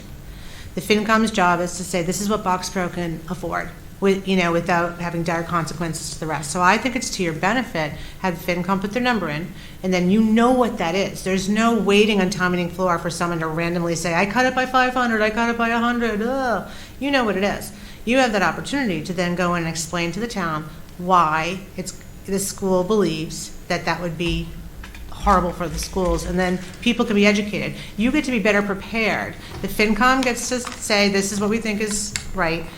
You are prepared to say why you think it's not. But there's no guarantee that the number that gets voted at Boxborough Town Meeting will actually come back to Boxborough Town Meeting at a second go. Because you've already that's the point, we were talking about earlier, where the school committee will say, I'm sorry, we've already cut $3 million out of our budget, and we're gonna just come back to you with the same number again. And that's okay. Right, and then it becomes, then we run down this Yeah. road to possibly a dual town meeting. I think we can't be afraid of that being an eventuality, because, one of the things we were talking about today was, and I've said it tonight, I don't know how Acton's truly going to vote, because my ear is not to the ground with the typical Acton voter. So I don't know. But I do think this is very transparent. The one thing I will say, as much as I am so sick of that word, at least everybody knows exactly the direction we're going in, and everyone knows exactly what they have to prepare for. I don't disagree, but I think you can do that several ways. You can have a split vote from the FinCom on this budget line item and have that same discussion at town meeting without having what is essentially an arbitrary number. So an arbitrary number in the town's budget that may never actually come to realization, because as we play that all the way out, if we get to two town meeting vote and both town meetings through a majority of that vote for this number that we've got in the assessment today, then we're left scrambling in the town of Boxborough to figure that out. And I also think that it's just, it doesn't look good for next year, where we basically have not had an opportunity for the town leadership to get together in advance of town meeting floor to figure this out. And we're basically saying, sorry, we can't agree on this, so we're going to throw it to the town to figure it out. I disagree. I feel that Boxborough's been very, very clear at what we can afford, and that we haven't been heard. I'm going to disagree with you on that as well. That's because I okay. think Then that's like, all right. We're I not think supposed to we've- agree on everything. I don't think we have a great mechanism to be clear on that. Yeah. And so we That's fair. got a number that was unrealistic, given the realities and some of the structural changes that we had already been asked to make. And then we were pretty clear early on in terms of where we were landing with our numbers, low number, high number. We sent some information out right at the end of the calendar year on that. And there's not been this opportunity to look at the entirety of the Boxborough finances and have that sort of joint communication about where can we give and take together to come up with an answer. And so I think Another that's good where point for we're at. BLF back. Oh, Yeah. no, we're going to get BLF back, don't Thank you you. worry. Well, It's on the I list. guess- Remember I said there were Adam, I 6 don't- things? I guess I'm struggling a little bit with, there hasn't been a back and forth. We've talked about this meeting after meeting, we've talked about our finances, we've talked about where we are, we've talked about our levy, we've talked about our concern about a Boxborough override next year. We talked about, I'm a little frustrated because it makes it sound like Boxborough's sort of asleep at the switch, and then all of a sudden we're like, oh, no, wait, we can't do this. I attended more ALG meetings and listened to Acton FinCom meetings than I did my own select board meetings, because from going back to the fall, from the first time we came and Tony and I sat at that table and said to you, this is Boxborough's point of view, 5.5%. okay? And that's when you guys had, and, you know, this was all coming to light. We've had this conversation over and over, and I don't think you can say that we haven't looked at the finances in Boxborough. We have. We haven't done it in the form of an ALG or a BLF, but I think we've been very open throughout, working with you, having you guys at the meeting. You've come to 2 of our meetings, the administration. It feels a little bit like we haven't been heard. I understand that you guys, it does feel a little bit like we haven't been heard, because we've been talking about this. Yeah, and we've been responsive, Yeah. right? Yeah. So you asked for structural changes. We have removed our use of E&D, which is, again, one of the reasons why the assessment has gone up higher, but that's a structural change, so we don't have that problem in the future. We've changed our insurance, and we've begun a task force to look at how do we make additional structural changes. So we've been responsive to that. You asked for more cuts after the school committee sort of put forward, through the process with ALG, understandably, a $2 million reduction. We came back with an additional $1 million that was responsive wholly to the town of Boxborough. And up until now, this is the first public meeting where it's been openly shared that our numbers were incorrect. Up until now, we were saying, hey, we could take this and we would still have some levy limit. And this is the first meeting where we said, we've got an issue with that number and we're actually not there. So we've been as responsive as we can, and we've also been really clear in terms of what those cuts begin to mean to the services that we provide to the students. It's a big organization, the numbers are big, and because Boxborough is a smaller percentage of that, asking for big swings on the Boxborough side mean huge swings on the district side. And, you know, this is, you know, I'm happy to have this sort of, the opportunity at town meeting to talk about this, but, you know, as a school committee member, I also have to balance what we're going to provide for our students, and I'm really struggling with the cuts that we're looking at now that become student-facing cuts, because, and don't get me wrong, like, it's going to suck if we don't pass the override, right? This all could be... It's actually worse if you Yeah, don't I mean, pass this the could be a override. non-issue what we're talking about right now if the override doesn't pass, but, you know, and the committee, the school committee hasn't even begun to discuss that, and that's what makes me concerned about pushing harder on our committee to make cuts now, because we haven't had the deliberation about our B budget where we're going to talk about the 95 staff that gets cut, the 2 to 3 students over classroom size recommendations that we have that we'll have to put in place. And so I think once we have that conversation, the school committee is going to be even less interested in trying to make cuts now, because they're going to hedge their bets in terms of what may happen. Okay, So I just think so- that we- so I Can I think just it's- interject for a second? hold on. Oh, Too many people at sorry, once. can I just, John? Adam, yeah, thanks. Adam, so what else left is there to discuss with the B budget, though? In your 600-page document, you went into pretty good detail, if I'm not mistaken. So, on yeah, what exactly you're going to do. What was presented for a B budget in the current version of the B budget is the administration's recommendation, and it's not been vetted by the school committee, and it doesn't have choices that the school committee could make based on, you know, what's their purview versus what the administration has control over. And so I think you may see... Is that true for the A budget as well? No, so Or- we sort of did that process with the A budget, and that's how we've landed at where we're at, particularly with taking the savings from insurance and bringing some staff members back, but still keeping the budget low. There's an opportunity, and that's sort of what our next 2 meetings are, is to look at what Peter's presented for a B budget, and then what are some of the options? How do we roll in that insurance savings? How do we look at some of those other structural things, going back to multi-tier busing as a way to save a couple $100,000. I mean, we're going to be at the point with that budget where we're going to look to save every $100,000 possible, because we know that's a teacher in front of kids. Okay. That's where we're trying to So- save. Okay, so there was a number that was associated with the B budget, was like, I think was a loss of 90 headcount. Yep. So that has yet to be approved by the school committee, correct? That's correct. Okay, so Yeah, that could change conceivably. It could change. The only thing that can't change is the bottom line assessment to Acton. Correct, yep, the number's at the base, I got it, Yep. at the bottom, yep. So I want to take this vote, I think, unless anybody Well, else yeah, wants to add to the I was going to say discussion. something, yeah, because I think having to vote on 2 different budgets is going to be very confusing. Having 2 budgets in front of the town is going to be very confusing.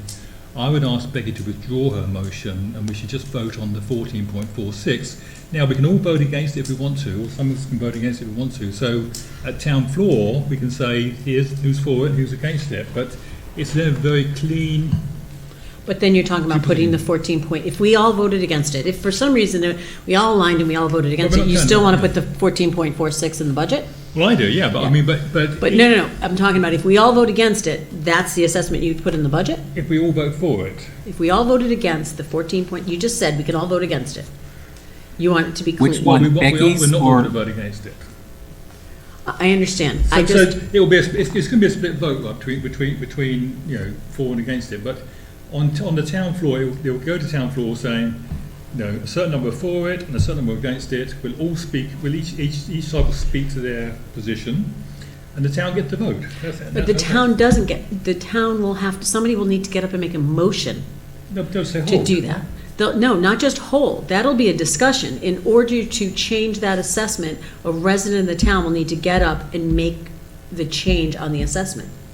Not, they don't get Yeah. to vote on it, they get to discuss it.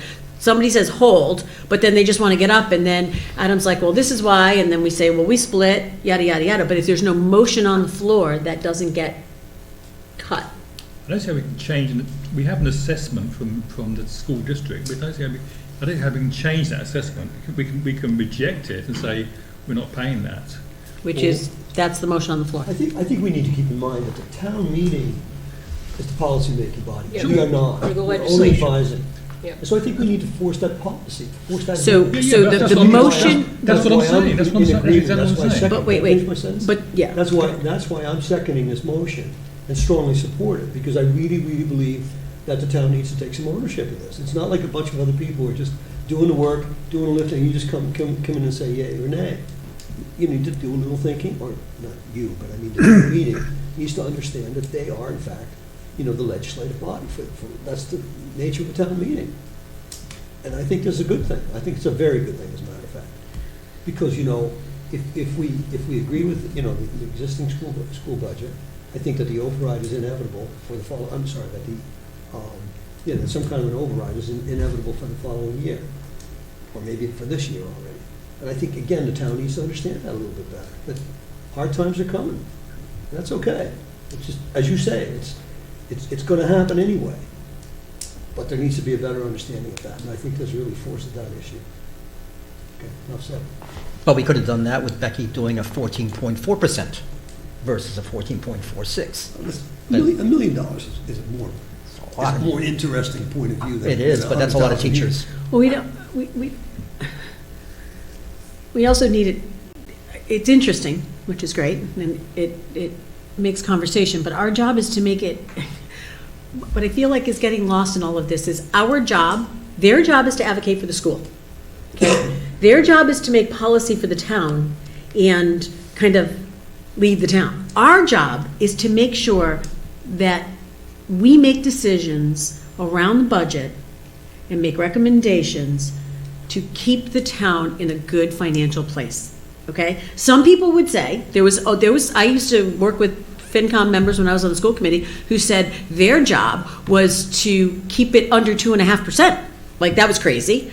But that's our job. We each have different roles that we play in town. Right now, sitting at this table, our job is to make sure that whatever we vote in this year's warrant article, right, whether it's warrant articles or it's the budget, Article 5, we have an eye to the future and what what is viable for the town financially. That is our job. And so I think we really need to keep that in mind. We all bring different things. We all bring our own agendas to the table. You can't. You've got, kids in the grandchildren in the school system. You got grandchildren in the school system. I don't. You just had one that graduated. Whatever. We all bring something different to the table. But at this table, our job is to say, this is what the town can afford this year with an eye to the future, because we also need to be responsible for what's going to be there next year.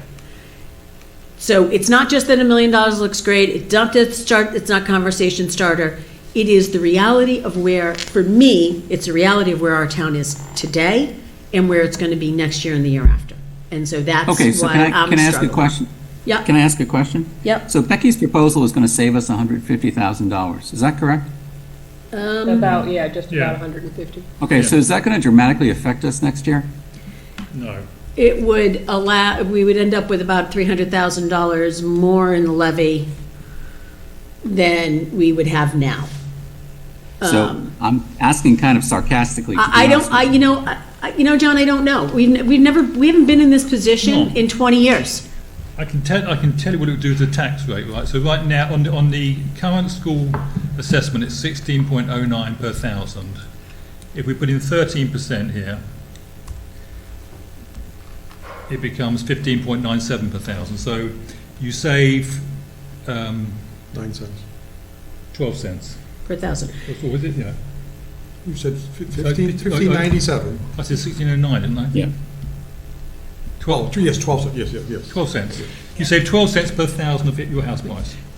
No matter So what, Becky, Maria, I agree with you 100% that it's our job to make sure that the town is acting wisely from a financial perspective for this year and next. But I think we're also now making a suggestion that has a $150,000 net impact over this year and saying that somehow that's going to lessen next year's radically or dramatically in any way. I think that's a stretch. that's not, I'm saying that I cannot vote for a 14.46%. Becky's motion is 13%. You know, ideally, this is somewhere less than that, but I don't want the override in Acton to fail because then that dramatically affects the schools. We're all I don't know put what in a that- very difficult position, but 13% is better. But you were throwing it all back for the sake of $150,000. Or just work with the Acton people who don't want the override. I mean, you know, that's what it's going to come down to, is like, we're going to keep our fingers crossed that Acton fails the override because we think this is too much? No. I mean, that would be catastrophic, right? I think there needs to be some, I mean, I don't like 13% either. I would much rather have it be 10 or 12. But we heard Sherry We all saying. would. We all would, Becky. No question about it. We all would. But you got to do it at what's the consequence of the 10%? Well, I blow up understand the that, school. because Sherry said to keep the lights on and play the COLAs, we need 11%. So I'm not willing to go there, but, you know, We also need to hear the voice of our town administrator, who felt that 10% was comfortable, 12% was doable, but, you know, he's also looking, you know, he has spoken in meetings, and he has said the same thing. Looking forward, this puts us in a really bad place. And you know what? I'm not willing, I know, Tony, I'm not willing to just say 14.46, and then, because it doesn't matter, because it's $100,000, it's $150, I'm not willing to say that. So we'll take the vote, and we'll come down whatever way it comes down. But I cannot vote for this assessment. I feel that this assessment, I can't vote for this assessment. Okay. Procedurally tonight, how can we vote on a 14.46 increase? Is it a second motion? Well, Yeah, I'm So she's, so wait, but you can't right now, because we already have one motion on the floor. We need to take this vote, and if it fails, Yep. which it may, Yep. then we do the second vote, Okay. and then it will probably Or pass. we could amend Becky's, if somebody wanted to do that. Becky needs to accept the amendment. and I won't, so. Okay. That's fine. I'm Okay. saying you could have done that. Yeah, you could. No, absolutely. But she needs to accept the amendment. So, I understand that too. I'm taking this vote, unless there's any other discussion. Okay. So a yes vote puts a 13% assessment in the budget. A no vote does not. That's simple. That's as simple as it is. Okay. Kashava, No. John, No. Gary, No. Yes. Yes. No. No. You're going too fast. I'm yeah, sorry. okay, I so need to- George is a no. Hold on. Yes. No. I'm sorry, George is a yes. No. Connor was a Wait. no. Kashava was a no. Yeah. Kushner was a no. Yep, Ellen Boss was a yes. Yeah, Ellen Bus was a yes. yeah. Neville was a yes. Stemple was a no. Yes. Sorry. Bob? No. Tony? Yes. Sorry, no. I cannot wait for this to be over. I'm not kidding. I've chaired a lot of committees. I can't wait for this vote to be done, and I'm a no. Adam voted yes. I mean, I'm a yes. All Canceled out. I too, yes. You know what it's like? You guys leveled out. So can we have that count back? I mean, obviously, the motion fails, but I just want to make sure we have it, so we make sure we have the right count. And then 1, we'll 2, 3, 4, 5. 5 no's, Yep, 3 yeses. okay. So now, I will entertain another motion. I would like to make a motion that we accept the school committee assessment of 14.46%. And I'll second that. And you'll second it. So now, a yes vote for this, not that it freaking matters, whatever I say, because we're all going to vote different anyway, but let's just take a second. A yes vote for this puts 14.46% in the budget, okay? No vote does not, and then I don't know what we do after that. Kashava, Yes.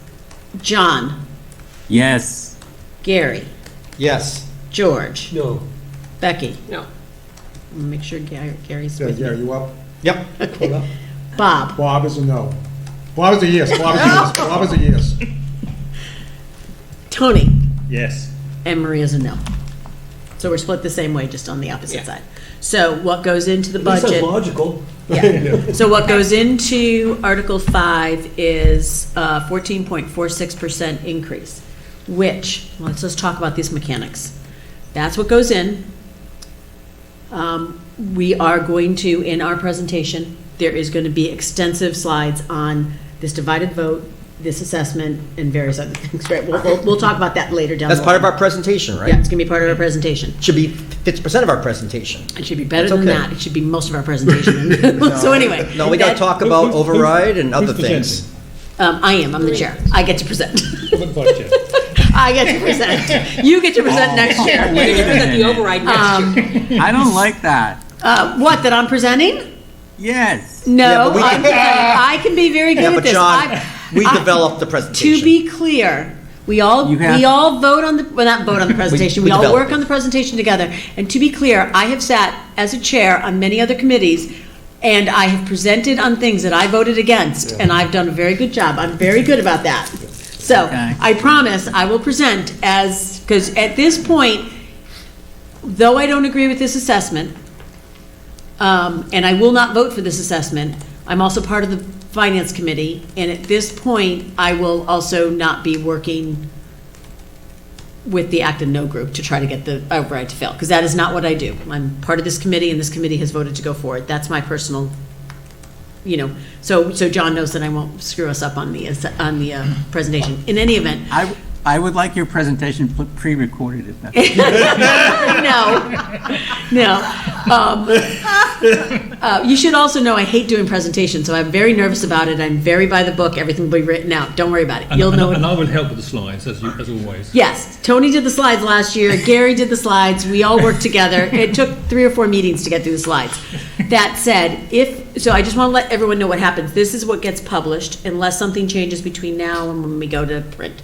I don't know, let's say Acton hits the lottery somehow and all of a sudden our assessments go down. That's great. This is what's going to go forward. If the Acton override fails, if Acton override passes, this is what goes forward. If a motion's made on town floor by a resident, that's whatever. If it fails, We're not going to have time to change it, right? we're Well, not we going to can- have, wait, we okay, can still can I vote. finish my sentence? It's like herding cats. I feel your pain. Because the vote is April 30th, right? Yes. It is, so they move the vote. So we will not have time to change it in print, but when we make the motion, we will change it.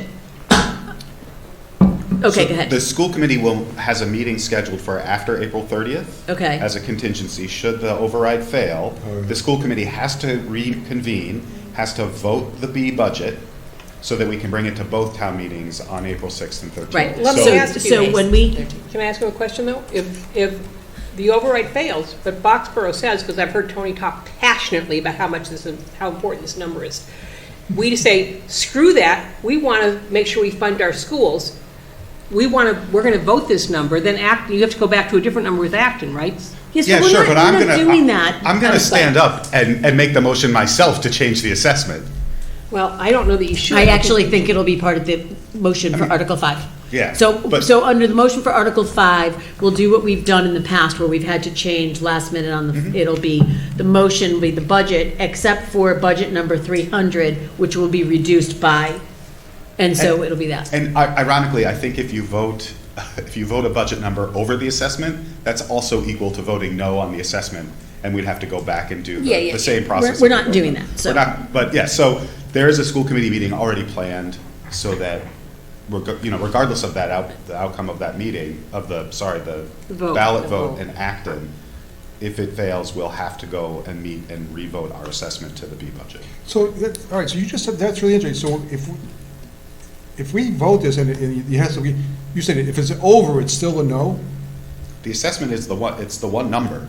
So if you vote to raise the assessment, then it's a no. School committee has to reconvene and decide if they want to raise their budget and raise the The assessment. override fails. And screw it to, Per the, Yeah. but per the agreement, Yeah. you know, whatever's presented at town meeting, if it's, this is what Boxborough's percentage is, even if Boxborough says, no, we want to kick in more, we would still then, like, we have to keep Boxborough at the same percentage.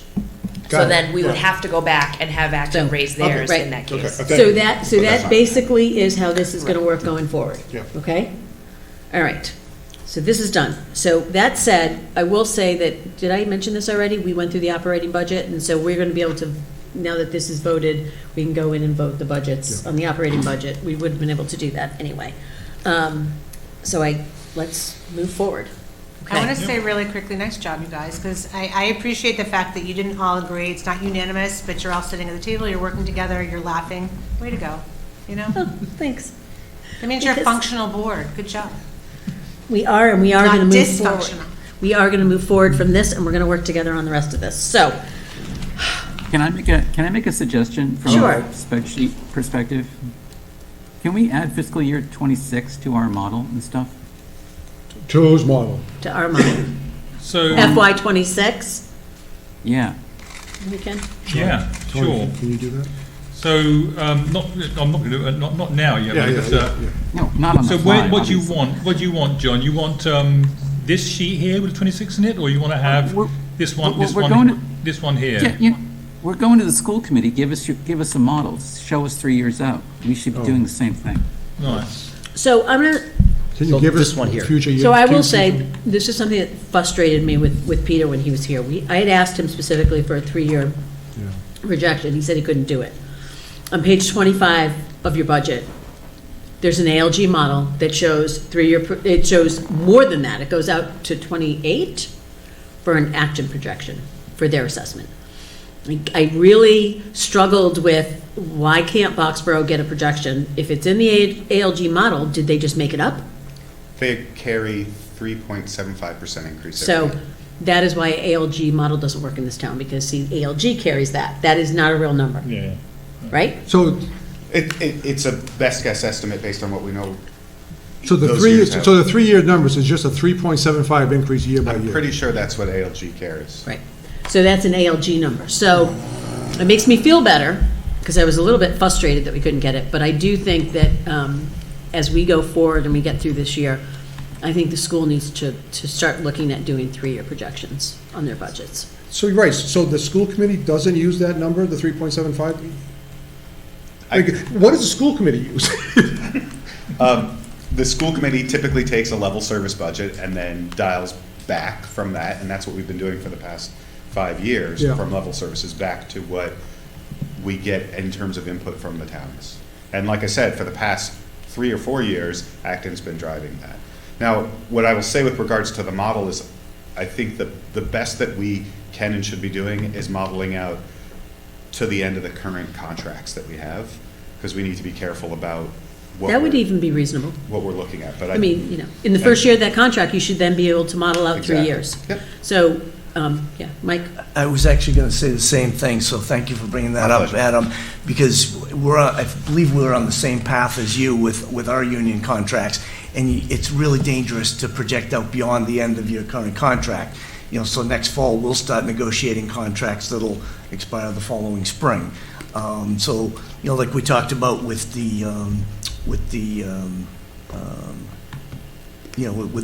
building, that's a projection, a guesstimate at best. So we wouldn't want to, when we get our contract settled, just like with the school, we'll be able to project what that next 3 years look like. But even that comes with qualifiers, Yeah. you know, based on, this is what we're looking at for the non-union COLAs as an estimate. This is what we're looking at for new growth as an estimate. So a lot of qualifiers, but we can certainly do that into the new contracts. So Adam, when do your contracts end? We're in year one. So you of go 2 3. years. So we've got 2 years. So You can give us 2-year notice. we can do 25 and 26 with the qualifier that we're looking at some pretty So significant they're a structural year changes. after us. Yeah, Like, they're a okay. year after All right, us. so but that's fine, that's better than Yep. what we got. They're in their right second year of their contract. We're in the last year of our, So we're in the first year. No, we're in the second year. we're in the second year. You're in We're the first year. now. Yeah. So they're a year behind us. 25 is year 2, 26 is year 3. Well, plus, would we even be able to get those numbers before we know about the override? I think Yeah, we'll have to. So we should do the same thing for the town operating budget then, right?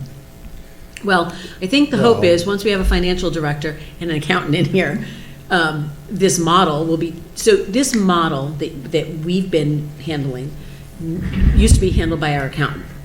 So the model will be handled by the accountant, the projections will be handled by the accountant. The accountant will then present those to us, and then we can look at, we can do more than just play, fix the formulas, right? We're gonna actually be able to use the analysis based on the professional that brings it to us. But we should have some sort of a 2-3 year Yes. look forward as well, though. Yes. Because especially when we're in this world now, thinking about overrides and stuff like that, I mean, we need to be knowing that. Tony, can I ask you where you got the assessed value for the town? That was 5% on top of this year's Okay, number. because I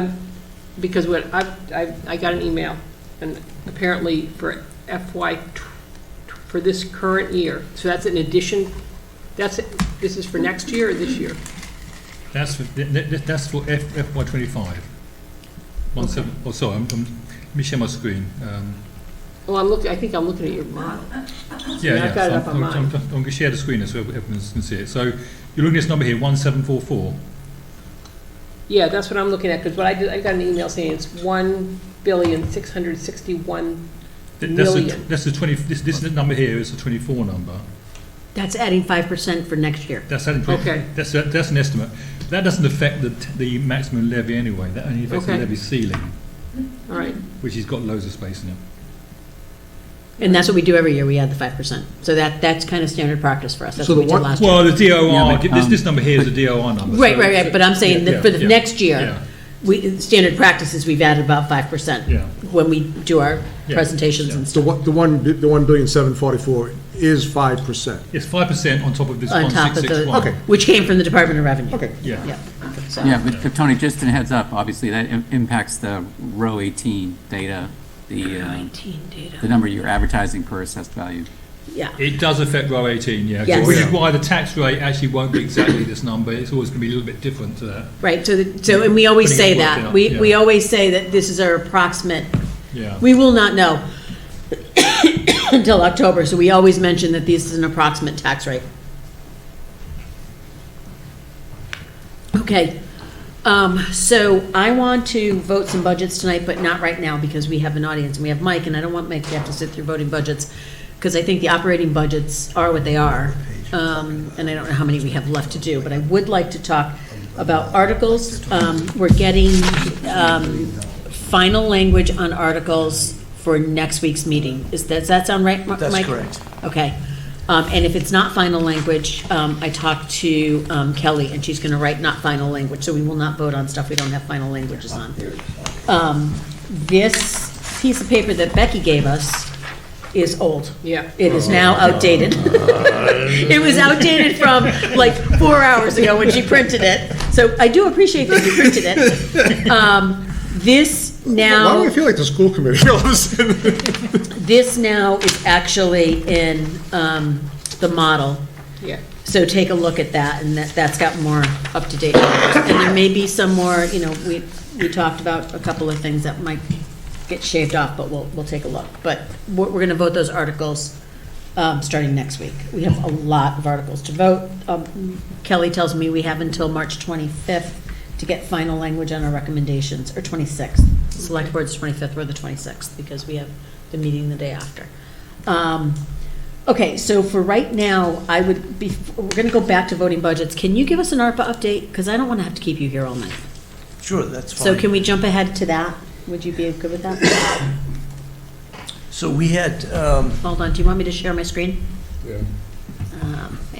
Okay, you go ahead and talk while I try to find my screen. sure, so the town was awarded $1.7 million in ARPA funds. And the intention of those funds is COVID relief and infrastructure in a basic nutshell. To date, the town has about 1.1 million left in ARPA funds. Some of that was sent to school, some of it has been spent on town projects within departments and boards and committees. Last week, I presented to the select board, what has been committed and what has not been committed. And I've identified approximately $127,000 in uncommitted funds, meaning there isn't a contract awarded with that money to be spent. I've identified about $127,000 of that I intend to bring to the select board to reallocate to other projects. Last week, I asked the select board, who is the authority as far as ARPA funds, so it doesn't have to come to the Finance Committee, it doesn't have to come to town meeting for authorization to spend ARPA money. So last week, I asked the select board to take a look at reallocating $35,000 in ARPA funds that was dedicated to the fire department and moving it from cistern repair and maintenance to toward site analysis and conceptual plans for a new fire station. That was approved, so that money has been moved for that purpose. No other money has been moved or repurposed to this date. As I mentioned, I have identified another $127,000 that we're looking to reallocate from ARPA funds from the following lines: administration, facility, HVAC, and space needs, and COVID recovery, cleaning, sick leave, test kits, et cetera.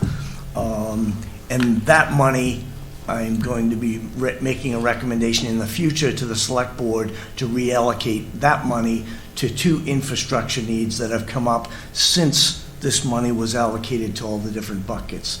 And those two critical needs are the rebuilding of the culvert at Liberty Square, where it crosses Guggins Brook, and the second project, which is already underway and partially funded, which is the replacement of the fuel tanks. We have two 4,000-gallon fuel tanks, one for diesel, one for gasoline, over at DPW. Those last year, it was identified that we'd have trouble insuring those. At this point, those tanks are not insured, which is a very They're not dangerous. insured? They are not insured. They told us last year they wouldn't be that they probably wouldn't insure them. Those two tanks are currently not insured. So we are in the process. We've done site analysis, we've done design work, and we're moving into construction of two new above-ground tanks. Currently, those tanks are below ground. Once we have the above-ground tanks built within concrete, containers, the fuel will be transferred, and then those tanks will remain, at least for the time being, underground, empty, and monitored as they are. They're currently monitored, so they're safe, but as I mentioned, not insured. So the new, I'll use the word temporary tanks are being built at the old DPW site as well? They're not temporary, they're They're- new tanks. They're going to be above-ground permanent tanks. Permanent tanks, okay. Correct. And they'll also be located over at DPW. The old DPW. Correct. So that's where some of that money is going to be going. So there was, at last annual town meeting, there was $280,000 that was from free cash? Yeah, free cash. From free cash designated towards that. We need another $120,000 to finish that project. And then we're going to also need some money, some of which will be bonded in addition to the 300,000 for road repair, there's gonna be another 124,000 on top of that, bonded to go towards the Guggins Brook project. And we'll need additional money to, to finish that project, when that time comes. So that's where we are. No other money has been touched other than what's been spent. So by next December, the end of next December, all money must be committed, and then we have 2 years following that for the money to be spent. So that's basically where we are. Are there any questions on ARPA? Yes. Question? Mike, if you look at your chart, for uncommitted, you have 629,195, lower right corner. Yes. The current infrastructure needs are 671,500. So we have about $50,000 discrepancy. It's probably that COVID. So how are we covering that difference?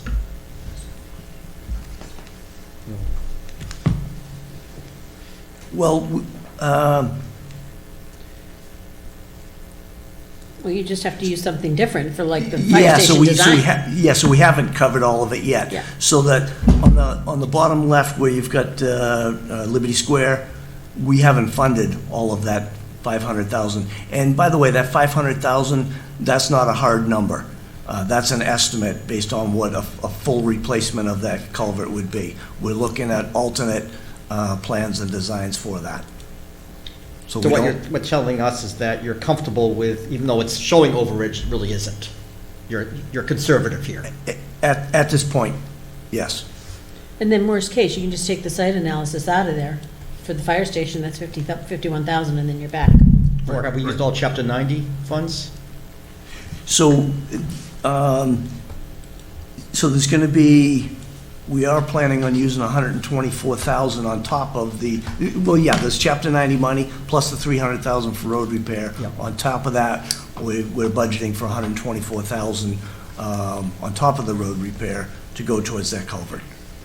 Can I ask what the site analysis and conceptual designs for the fire station, how's that different than the professional services on the So warrant? professional services would come after this. That 51.5, that's leading up to town meeting. Okay. The professional services would be hiring an OPM or an owner's project manager to guide us through the construction of a fire station. And then the rest of the professional services would be the design and getting us to, to building. We think 350 is enough for that? I don't know. I was more comfortable with 500,000. Today, we did trim down, and I was part of that decision, trimmed down to 350,000. I don't have a hard number, so don't know. Should know in the next few days. But part of that 51.5 is to get us a tighter number going to town meeting. Okay. And that, they'll be able to help us, to tell us, is 350 enough? Do we need 500? Is it more than 5 less? So. But if this- we have to add back that 150, we gotta cut somewhere else. Yeah, no, Because I- the way that we landed today, there is no wiggle room. So if we have to, add something back, or tonight, which is the next order of business after this, we vote not to use additional free cash, you need to figure out where that money's coming I from. mean, you left the police cruiser in, right? Yeah, Yeah. Okay. yeah, so. Okay, is there any other questions? Gary, you good with everything here? Yep. Yeah, okay. On the screen, everyone's good? Yep.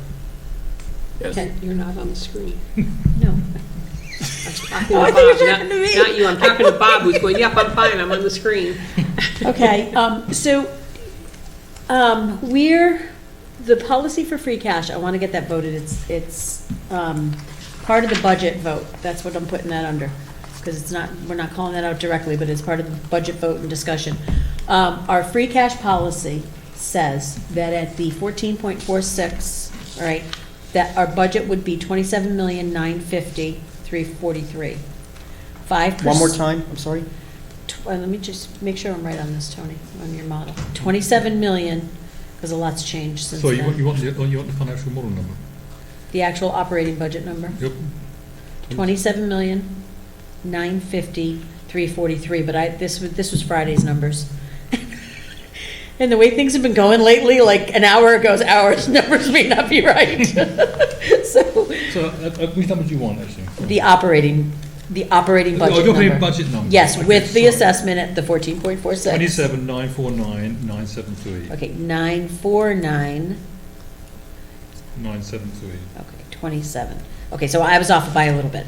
I was off by like $500. So we're gonna just go with my number. So 5%, because our policy says we need to keep 5% free cash. 5% of our operating budget is free cash. 5% of the operating budget is free cash would be 1,397,000 and change. In order to make today's numbers work, we needed to take, how much is it, 700?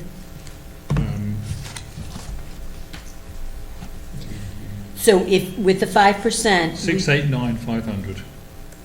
689. Oh, no, Really? no, sorry, no, sorry. 703,891. 703,891, Yeah, okay, okay. that sounds better. Yeah. So with the 1.397, we could use 645,821. One more time, please. 645,821. That would have been the allowable use of free cash. Okay, does that make sense? What do you mean you got a different number? What number did you get? 693.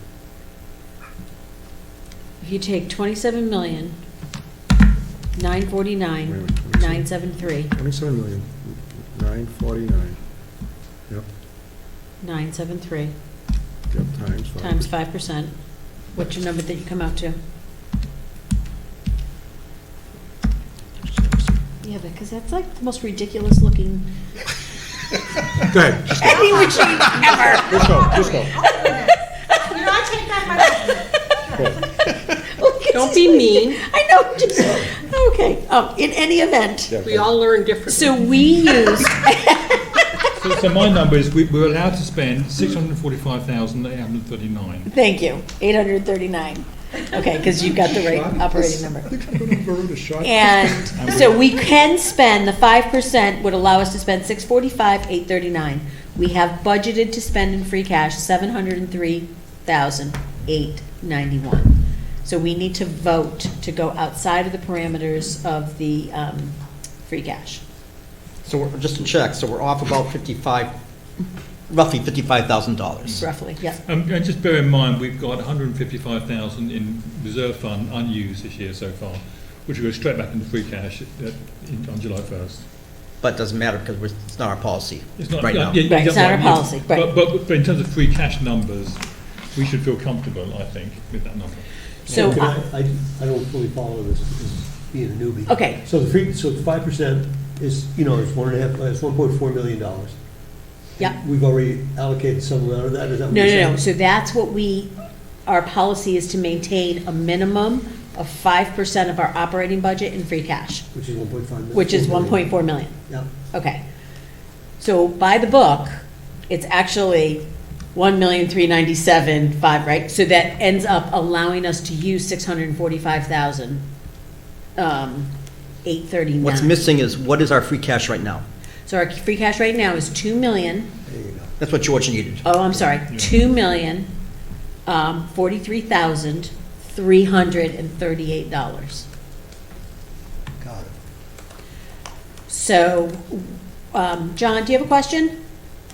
I do. Okay, you can just, I know you're on Zoom land, but like, you can just pipe in, like, you're a member of the committee. I hate that you, like, just go ahead, interrupt us. I like my golden hand, Maria. Oh, okay, I'm sorry. As long- If you're happy with your hand, then okay. There's no- Golden hand. Okay, I question believe you just used is, the word hate. what? You just used the word hate, did you not? I did not use the word hate, did I? I don't believe I said that. I don't believe I I thought said you said you hate. hate my hand, okay. Oh, well, I hate that you, okay, I dislike the fact that you feel like you have to raise your hand instead of just being part of the conversation, because you're a member of the board. That's the But problem I you have. love with his Zoom. golden hand. But I do appreciate your golden hand. Okay, in any event, do you have a question? So the 5% rule, is that at any point in time in the annual cycle, or is that an average? I think I That asked is, question. a 5% is sort of what we vote, well, I know what it is. free cash but is for what it any is. point in time? Yeah, that's a good question. So, no. Free cash is a fixed number that we get certified by the state, August-ish, okay? So whenever we use the free cash, and the only time we can use free cash is at either a fall town meeting or an annual town meeting, and we have to vote it. That 5% is a hard number to what is certified by the state in August. So the certified number for free cash Yep. there was some stuff at fall town meeting taken out of this, but is some number north of 2,043,338. Because No, we I understand used it free at cash is town a meeting. calculated- let me just interject. Free cash is a calculated number that's certified by the state. And Yes. our policy is to maintain 5% in free cash as a matter of policy, 5% of the operating budget, correct? Right, yes. Right. But is that on average for the year? Is that for any point in time we can't go below that? Okay, hold on, Mike's gonna answer the question. Yeah, John, the two low points for free cash in the year are the nights of annual town meeting and special town meeting. So we're not going to spend any more than that between those times. So we make sure we don't go below that point when we're voting at annual and special town meetings. For us, special town meeting is fall town meeting. Other than that, like in December and July, we're not worried about dipping below that because we've already hit the low point at town meeting. And it's Got it. voted. Okay, so the low point we have to be worried about is ATM. Got it. Okay. And special town meeting, because we use free cash at special town meeting also. So the number on a yearly basis for this upcoming fiscal year, 5% is 1,397,000 and change. But What is that noise? What is No, that? it's Mike. Oh, but the free cash number will be different next year. yes, next year will be different, but it gets certified in August, and we have that threshold that no matter what town meetings we have throughout the year, we don't want to go below making sure there's 5% of our operating budget for that fiscal year. And we keep it at 5% as a safety factor for what? So that we don't end up using all of our reserves. Yeah. But I think what he's getting at is right now We can go below. the number can be lower because our budget for 24 is actually lower than that. So 5% of our 24 budget is actually 1,273,000. Okay, but wait. No, we're working on. We're not doing that, because that's not how we do this. Called fuzzy We're math. using this free cash for FY '25, We're using this year's free cash for FY '25. So that 5% is gonna be for FY '25. We're not gonna go Sure, back. But we're taking this year's free cash down. Yeah, so we have a similar challenge right on the school side. The missing piece of the calculus that you never know is what you turn back at the end of the fiscal Right. year. So that turn back happens at the end of June. It gets certified in August. Yeah. And so I sort of like the way you're talking about it is even regardless of that, so you can't count on that. We don't know what we're going to turn back. We know that the low points are what you've accounted for in the two town meetings. And so if your policy is to not go below 5% at any of the town meetings, you have to do that assuming that there's no turn back. And then if there is a turn back, then Right. you'll be at some point over that number. Right. And it's been, and we always, our 5% is based on the fiscal year that we're using the free cash. We're using the free cash to fund warrant articles going into FY '25. So we can go back and say, well, this year's lower, yada, yada, but that's when you start screwing around with the reserves like that, and we don't want to end up in a place. So the reason, John, we do that is to make sure we have a reserve of 5% of our operating budget on hand at all times in case there is a crisis that truly, and we also have 5% for stabilization as well. So those are our two reserve funds that we have, like not reserve funds, but like reserves that we have. We want to make sure that we have that much money in case there is something catastrophic that happens in the town. We have to call a special town meeting and we have to use that money. Right. Is that right? Yep. Okay. Actually, I heard special town meeting, I heard ATM. There's really three committees, three towns, right? ATM, fall town meeting now, and a special. Yeah, we right, have. right.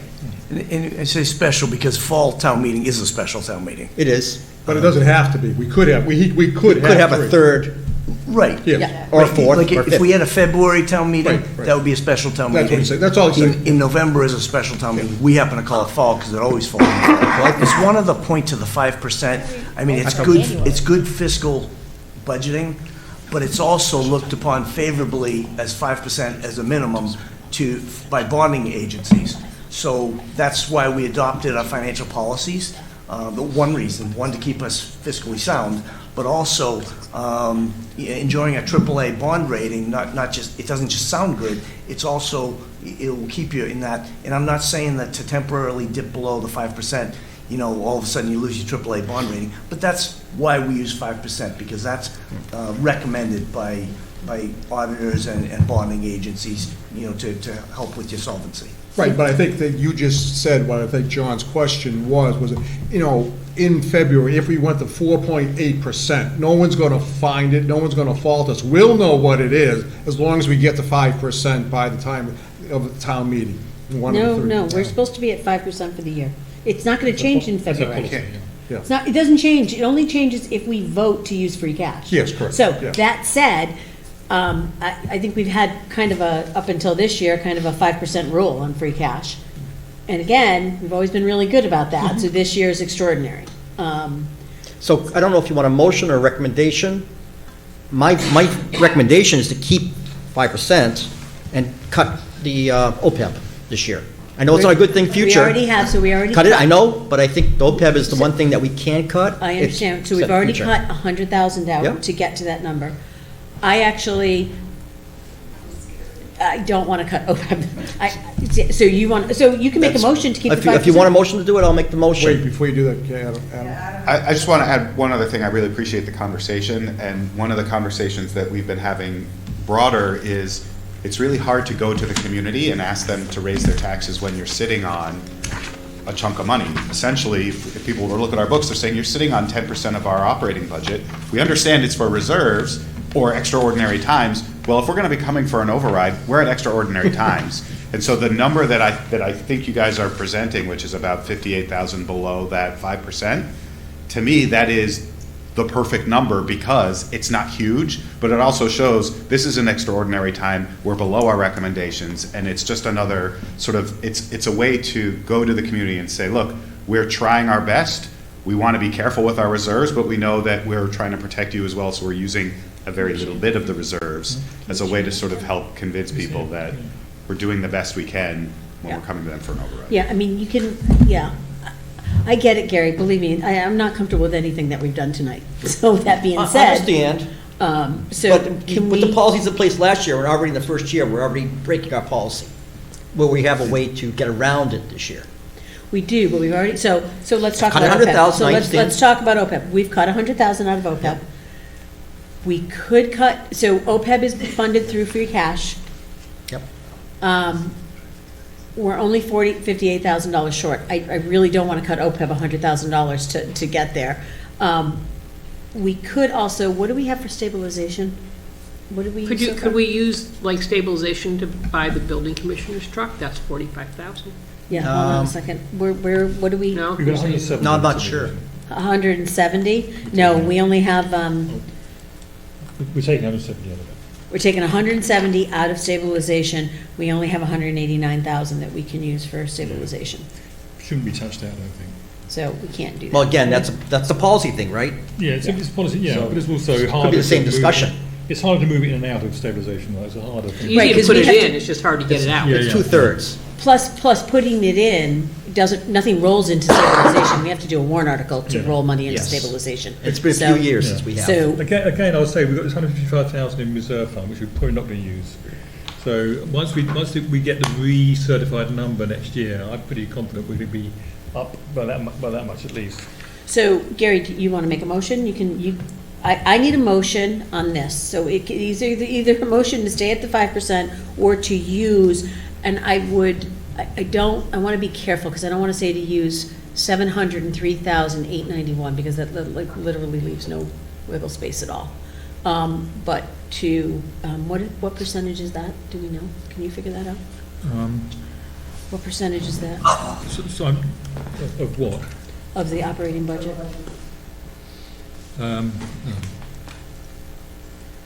This is all I do. It's like, I work with numbers all day, and then I like sit here at night and I'm like fried. You dream about it? Like my brain is fried.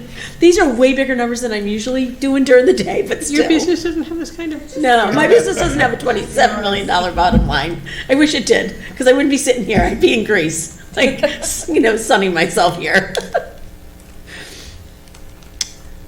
It is, it's Oh, it can't be 3%. 0.5%. 2.5%. Is that right? That's what I can. So that's not what I'm looking for. Beautiful. What the hell am I looking for? No, you were, that's what it is. It's 2 783 on the. It's 2.5% of the, What I'm trying to determine is how much are we using over the 5% policy. Okay. well, I'm sorry, I said it wrong. That's what I'm trying to determine.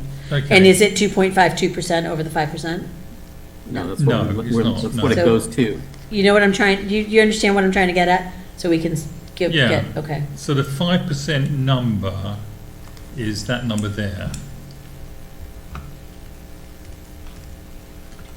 1397. Yes. Is that right? No. Yeah, no, that's right. 397 is right. That's the Yeah. right number. Yeah, and we've got 2043. So that's what we've got. That's what we've got left. So that's what we can take to be within 5%. Yep, the 245. Yeah. 645. Yeah. Yeah. Yep. So this 703 puts us at what percentage? Where does that leave this 1.4 million? I'm just trying to I understand. get the 4.8, but I would trust Tony's number. It's not 4.8, it's got to be higher than that. No, So you free want cash would only be 4.8% rather than 5% by going to, Oh, That's okay. what I'm trying to say. Is that right? that's what I'm trying to say. It's approximately right. Okay. Is Tony that- will get you the okay. real number. 4.8%. that's what we're left with 1.397. Right? Yep. Yeah. By going to 1,340,000. 4.8. That might be right because it's not that much higher. It's in that ballpark. I'm close. Yeah, so I'm I sorry, understand but- what you did. Yeah, so that might be. I'm sorry, Five percent. Tony's first No, it's all right. calculation is what I would have done instinctively. You've done a calculation relative to the operating budget that brings your 5% below 5%, right? Tony, isn't that what you did Yeah, first? sounds Brought us not- down to 2.5. Sounds not right here. Yeah, 5%. sounds not right. So we're Isn't taking. isn't that the number we should be worried about? It's 703. Yeah, so it's the wrong number. Yeah, so I get it. Yeah. So Maria, I mean, I'm just trying to make sure I understand this correctly. We don't want free cash going below 5% of the operating budget. No, And what Tony's telling us, you're right. Are we going down to 2.5%? Is that what no, you're we're not going saying? down 2.5. That's too much. That's not the right number. George says it's 4.8%, which might be the right number. If you take I just use the 4.8%. number, if I drop 3. Yeah. 1.397 That's down a to little bit. 1. Yeah, Yeah. we're yeah. Yeah, 4.8%. So Yeah. Gary, that's what this would be, 4.8% Yeah. of the budget. So instead of 5%, we're going down to 4.8%. Thank you, George. I'm sorry I doubted you. It won't happen again. Well, I mean, there's a I'm actually really impressed. So calculator I never use. it will not happen Oh, don't again. go there. Becky doesn't trust me now, so it's all set. So So, Tony, where is the 1.33 in your model?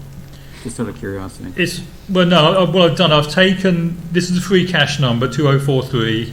I've deducted the 703, which is the new number we're taking out, Okay. and that leaves us with Yeah. 1339, Got it. which is 4.79% of the Yeah. next year's operating budget. Yep. so All right, thank you. that's the difference. And I know we have a policy, but it's an extraordinary year. And we should have made it a guideline then, not a policy. Would have been a lot easier. I don't agree. I think it's a policy that we're sitting here debating. And if it was a guideline, we would do what we've done for the last 20 years, which said, well, it's approximately 5%. We are literally sitting here debating it, and we're going to take a vote on it. So by making it a policy, we are deliberately saying, we know that we're doing this, and we're doing it deliberately because we have to.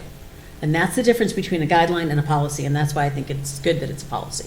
I agree, by the way. Yeah. I'm just saying that we've had a policy in place 1 year and we're already voting to go down. And- Absolutely. And we'll probably be the same way next year, too. Well, I Maybe was just not. gonna say, for next year, what would we do?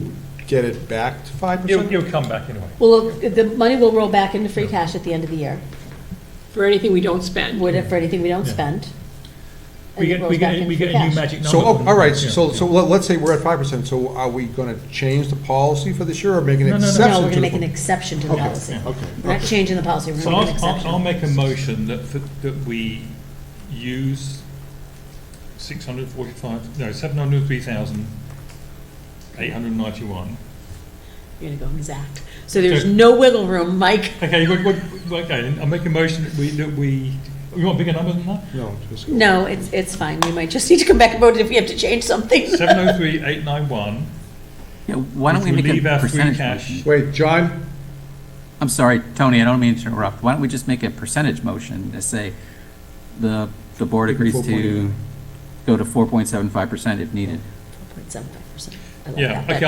That's better, John, thank you. I'll make a motion that we make an exception to our policy to reduce the free cash minimum requirement to 4.75% From the 5%. from 5%.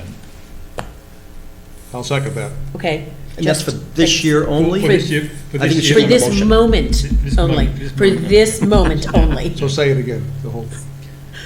I'll make a motion that we make an exception to our policy and will reduce our free cash minimum requirement from 5% to 4.75% for this year. Gary, you okay? Hold on one second. Give me a second. And I'll second it when you're ready, Gary. Let me read what I have and see if it's close enough. Yeah.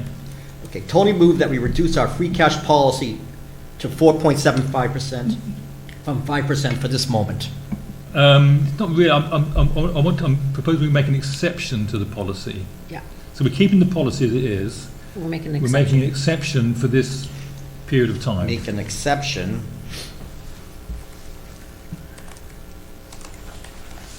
for our free cash policy from 5% to 5% to 4.75%. 4.75%. Well, it's in other words, of the operating budget. And anybody can understand. Yeah, of the operating budget, yeah. Mike, can you comment? Wait, I need a Is that second gonna be a problem? before my Can you comments. comment? Yeah, wait, one second. Wait, George, I just need a second on this. Bob seconded. Yeah, I second. Bob seconded. Yeah. Okay, go ahead. Now you can ask him. Can you comment as to, Are you okay with the policy? if that's a I problem? think that's fine. No, I think that's fine. Okay. And Kristen, are you just going to let the select board know? Because while we vote free cash, you guys review it, and we did this together, so I want to make sure that Well, the they select signed, board. they signed off on the policy, right? As Yeah. did all the So I want finance to team. make sure, Yeah. yeah, that you let them know as well. Okay, so we have a first, we have a motion and a second. Is there any further discussion on this? Okay, Kashava, Yeah, yes. John, Aye. Gary, Yes. George, Yes. Becky, Yes. Bob, Yes. Tony, Yes. and Maria, yes, so that's unanimous, thank you.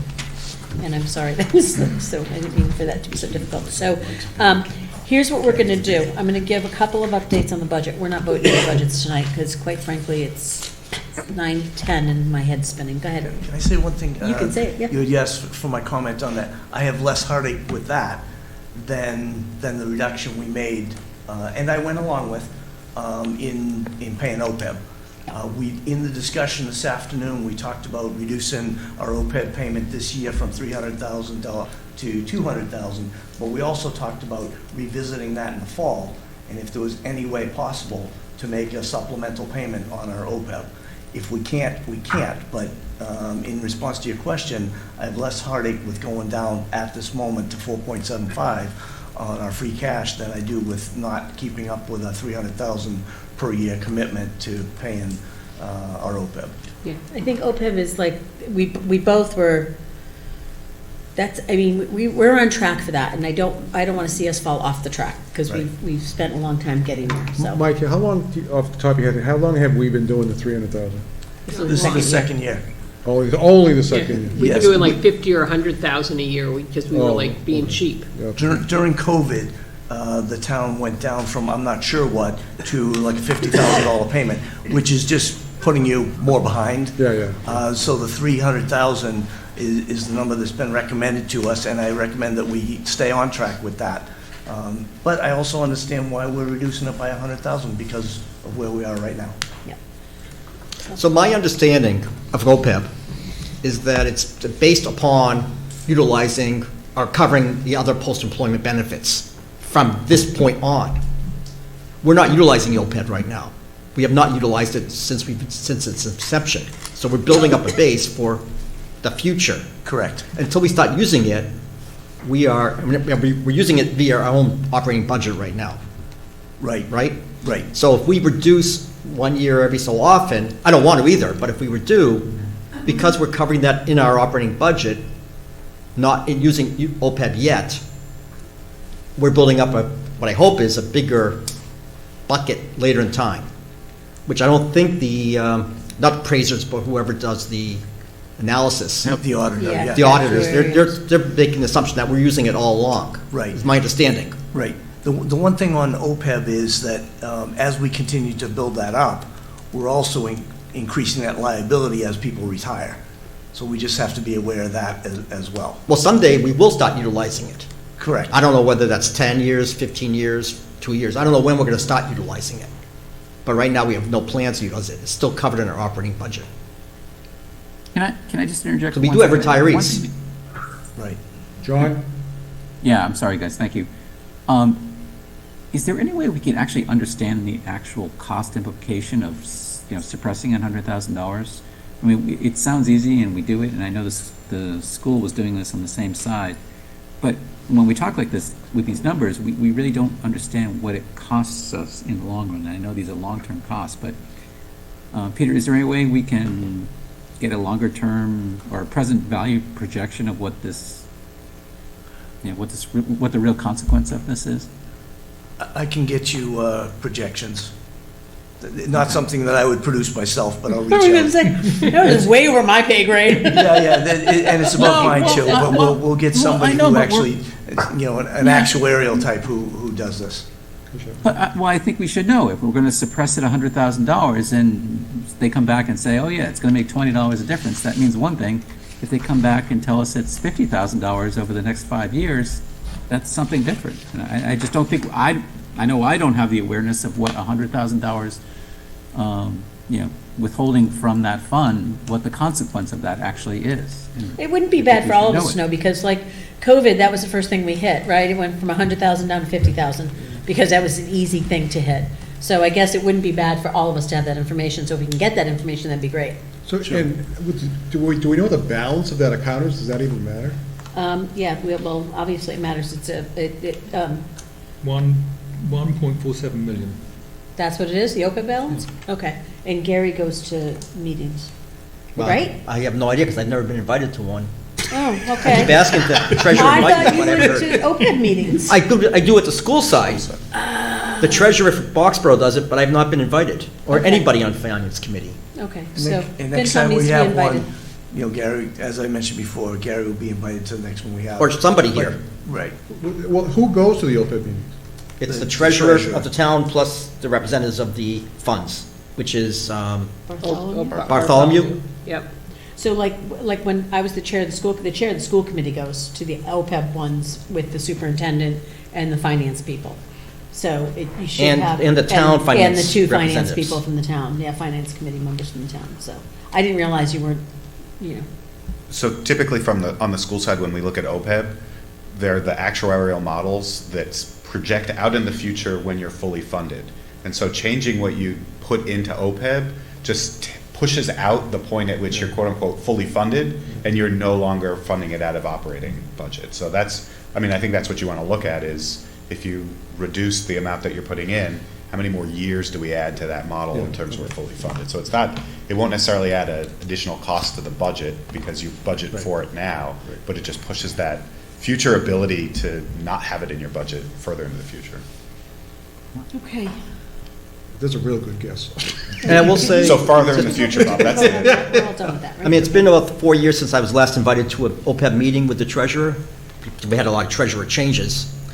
Back then, we were very conservative in Which terms is of good or percentage. bad? Bad. In my opinion, bad. bad. Because this is 30, 40 In year terms type. of With our investing, investments. in terms of our You're saying investment. our investments are We're very being too conservative. conservative in our investments. Right. We want to be more progressive. Yeah. Because it's a 30, 40-year type of process. There's going to be downturns. But if you're putting in 3% of increase versus 5%, that ripples through over time. Got it. But The treasurer was just very But conservative. the negative on that, or not negative, but the opposite side of that is, it really depends on how you're investing it too. You might be putting less money in, but your investments are gaining more, or you could be putting more in, and your investments are less. Right. That's And which what is you what we're just doing. said. We're putting less money in and less investment, and less percentage increases. Yeah. Potential. So whenever the next meeting is, we'll make sure Gary's invited, Yes, unless it's next year, and then we have to make sure that somebody else. Tony's invited. Tony's invited. He'll be the chair. The chair will be invited. So, okay. All right. Doesn't have to be the chair, it could just be anybody who's interested in other post-employment benefits. Okay, either, I don't know, I don't understand financing like that, I don't understand that kind of thing, so that's over my pay grade. So, all right, so we're not gonna vote any budgets tonight because it's late. Next week, we have no appointments. We're done discussing the school budget, which takes up hours and hours and hours of all our meetings, so that'll be done. We're gonna vote budgets next week, and we're gonna start voting warrant articles. If you're a liaison to an account, to a department, just take a look at the list, forget where it's funded, we don't care about the funding. Just keep in mind that if you are a liaison, you're gonna need to do recommendations. So, we also got the number back for Minuteman today. So the vocational schools, Minuteman, we have 2 kids, we have a sophomore and a senior this year. Oh, so they're graduating one out. I think so. I don't know. I have to go and double check, so I may have you make an adjustment to the, I've got the numbers written down at home, what we had last year, because I have FY '24, actually, I have them right here. It says 2 kids for Minuteman. So We one's a still sophomore. have 2 kids. So next FY year, '24, I had 2 kids at Neshoba, both are graduating. Yeah. I had 1 kid at Assabet. I had 0 kids at Assabet, but this year we have 1 kid in, who's a junior. There's 2 waitlisted. And then Minuteman, we had 2 last year, and we still have 2. I'm sorry, what was the Assabet number? 0? Assabet, we have 1 One. who's a junior. How do we Neshoba have is. 0 is- last year and one who's a junior this year? What? That's possible, that's possible. Oh, They okay, could transfer in. all right. People moving to town. And Neshoba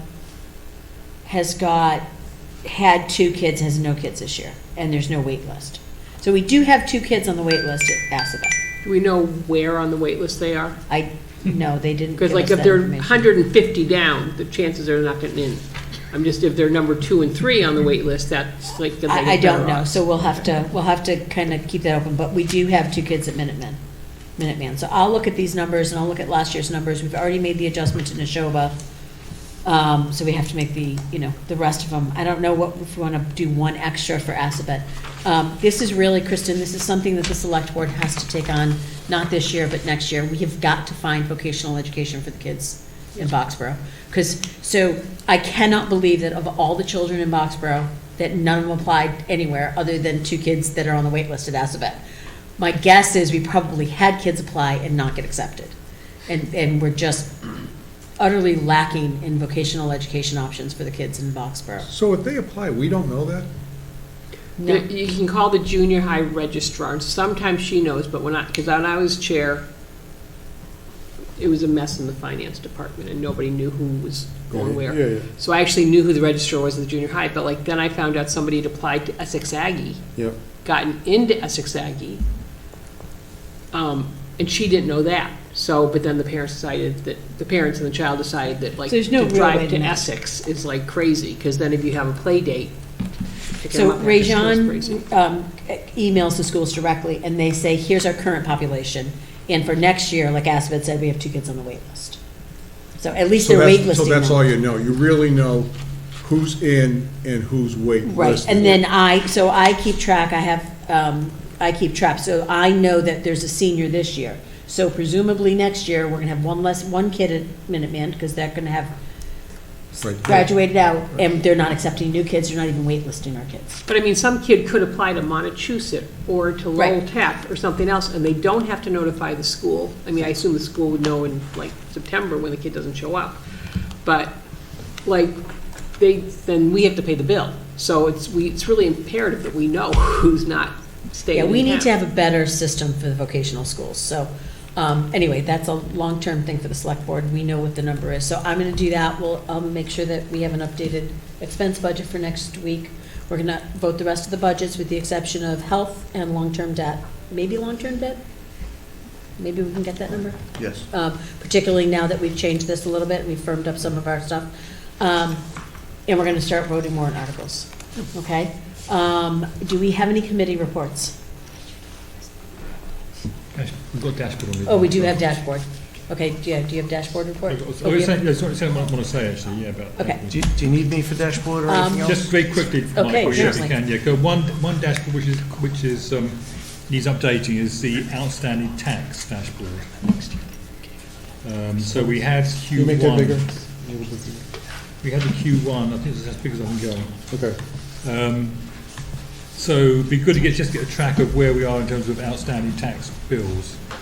This actually will be important because as we go into next year and the free cash recalculation, they take into account how much tax is outstanding unpaid Yes. when they work that number out. So that will impact our free cash number disproportionately, actually. So they take into account what's been, sort of bad, some of the sort of bad debt, or look at the bad debt essentially. Yeah. So it'd be good to get a track of that and see what we need, if we need to be doing any chasing of people who are not paying their taxes. Tony, on your dashboard, is the top row planned? The top row is what's left, which is essentially owed to us at the moment. So the 5441 is what we have to, what should be coming in this year. Of that, we had received 157 this year so far. That make sense? Well, so it'd be nice to see what we received, but also what we were planning to receive. Well, that's just the 5441. But that's only for the total year. Yes. Since you're showing by, I'm looking at the lower down where it says Q1 real estate, you got 149. That's what came in. Yeah, that's what came in. So it was like, yeah. That's what came in. So were we expecting 157 and we got 149? So do we have a deficit of about 8,000? No, I think 7,000? we got in. I don't know. I try to remember now how I constructed this. I'll get back to you on that. Okay. Can I ask a question? Because Yeah. if we're expecting 5.4 million for Yeah. the year, Yeah. why wouldn't we, at the first quarter, have 25% of the Or amount 1 of point money? something million? Yeah. Yeah. Well, all of it's one. Yeah, I just got 1 quarter's worth, so I don't know. That's the number I got. Because that's like wicked low. We're in trouble. Yeah, we're going to be in big trouble Yeah. if that's actually the case. But that's what we need to get the number updated, I think. But what's But also, Q1's not over yet, though. But things are Q1. due November 1st. Wait, Q1's over. yeah, Q1's Oh, over. for the fiscal year. Yeah. Yeah. Sorry. November 1st, and we've actually, February 1st is the second quarter, so we actually should have the first 2 quarter numbers. Yeah, those should be done. Yes, Yeah, yes. there's Yeah, November so- 1st, so February. Is that we column also- what's outstanding? The The 157? 157 on the top, is that what's outstanding? 'Cause That might would be make what's more outstanding, sense. Tony. Yeah, maybe that's what it is. Then yeah. Oh, yeah, okay. That would make more sense. That's Yeah. what's outstanding for the first quarter, Yeah. we think. Okay, because really, yeah, I mean, So otherwise let's we're just in double big check these trouble. numbers. But that's also a problem. Revisit next week? That's a problem. We're 157,000 short if that's the deficit. Right, Yeah. if that's a deficit, that's, But I There's also think, deficits from 23, like 118,000, and 22 small amounts. So these are all old amounts that are outstanding. right, so, the 157, we can't say that's gonna be shot every quarter that, because you could be in a Could- surplus in a particular We're quarter. just paying late, basically. Yeah, yeah, right, yeah, Okay. Anything else on the dashboards? You know. Okay. Committee reports? Does he send a dashboard? Gary? What? What? like, the dashboards, Tony, you send them out, don't you? Yeah, Yeah. yeah. We haven't had one for. I don't it's not think due George is again. getting them. I didn't. Quarterly. You're looking at the right From place. Tony. I still think a shared drive is the answer, but never mind, we'll just. There is a shared drive now, and I put a dashboard on the shared drive. There is a shared drive now, blah, blah, blah, blah, blah. I'm just being Fancy Google guy. Personalities. There we go, it all's going bad, Kristen. Here we go. Okay, you need to go and have a drink. I'm just saying. Oh, So okay. from schools, liaison stuff, BBC meeting, Foxborough Building Committee is Yeah. tomorrow night. Okay, So right now, there's, I don't have an update since we last met there. The school, you mostly know about the school's items Yeah. there. And the building committee, again, was last week. Last Tuesday, we had our finance committee, so I missed that one. The minutes aren't out yet, so I can't tell you what's happening with the building committee, with the school building committee. the school building committee, okay, Oh, all right, Yep. So I Um, don't have a lot to report yet. okay. Becky? No. No? Anybody else? No, I don't have anything either. Okay, public input? Seriously? Give it time. I was Yeah, gonna say, we you still got more consider you- input? 'Cause I We think still you've given consider us you enough, public. thank We still you. consider you public.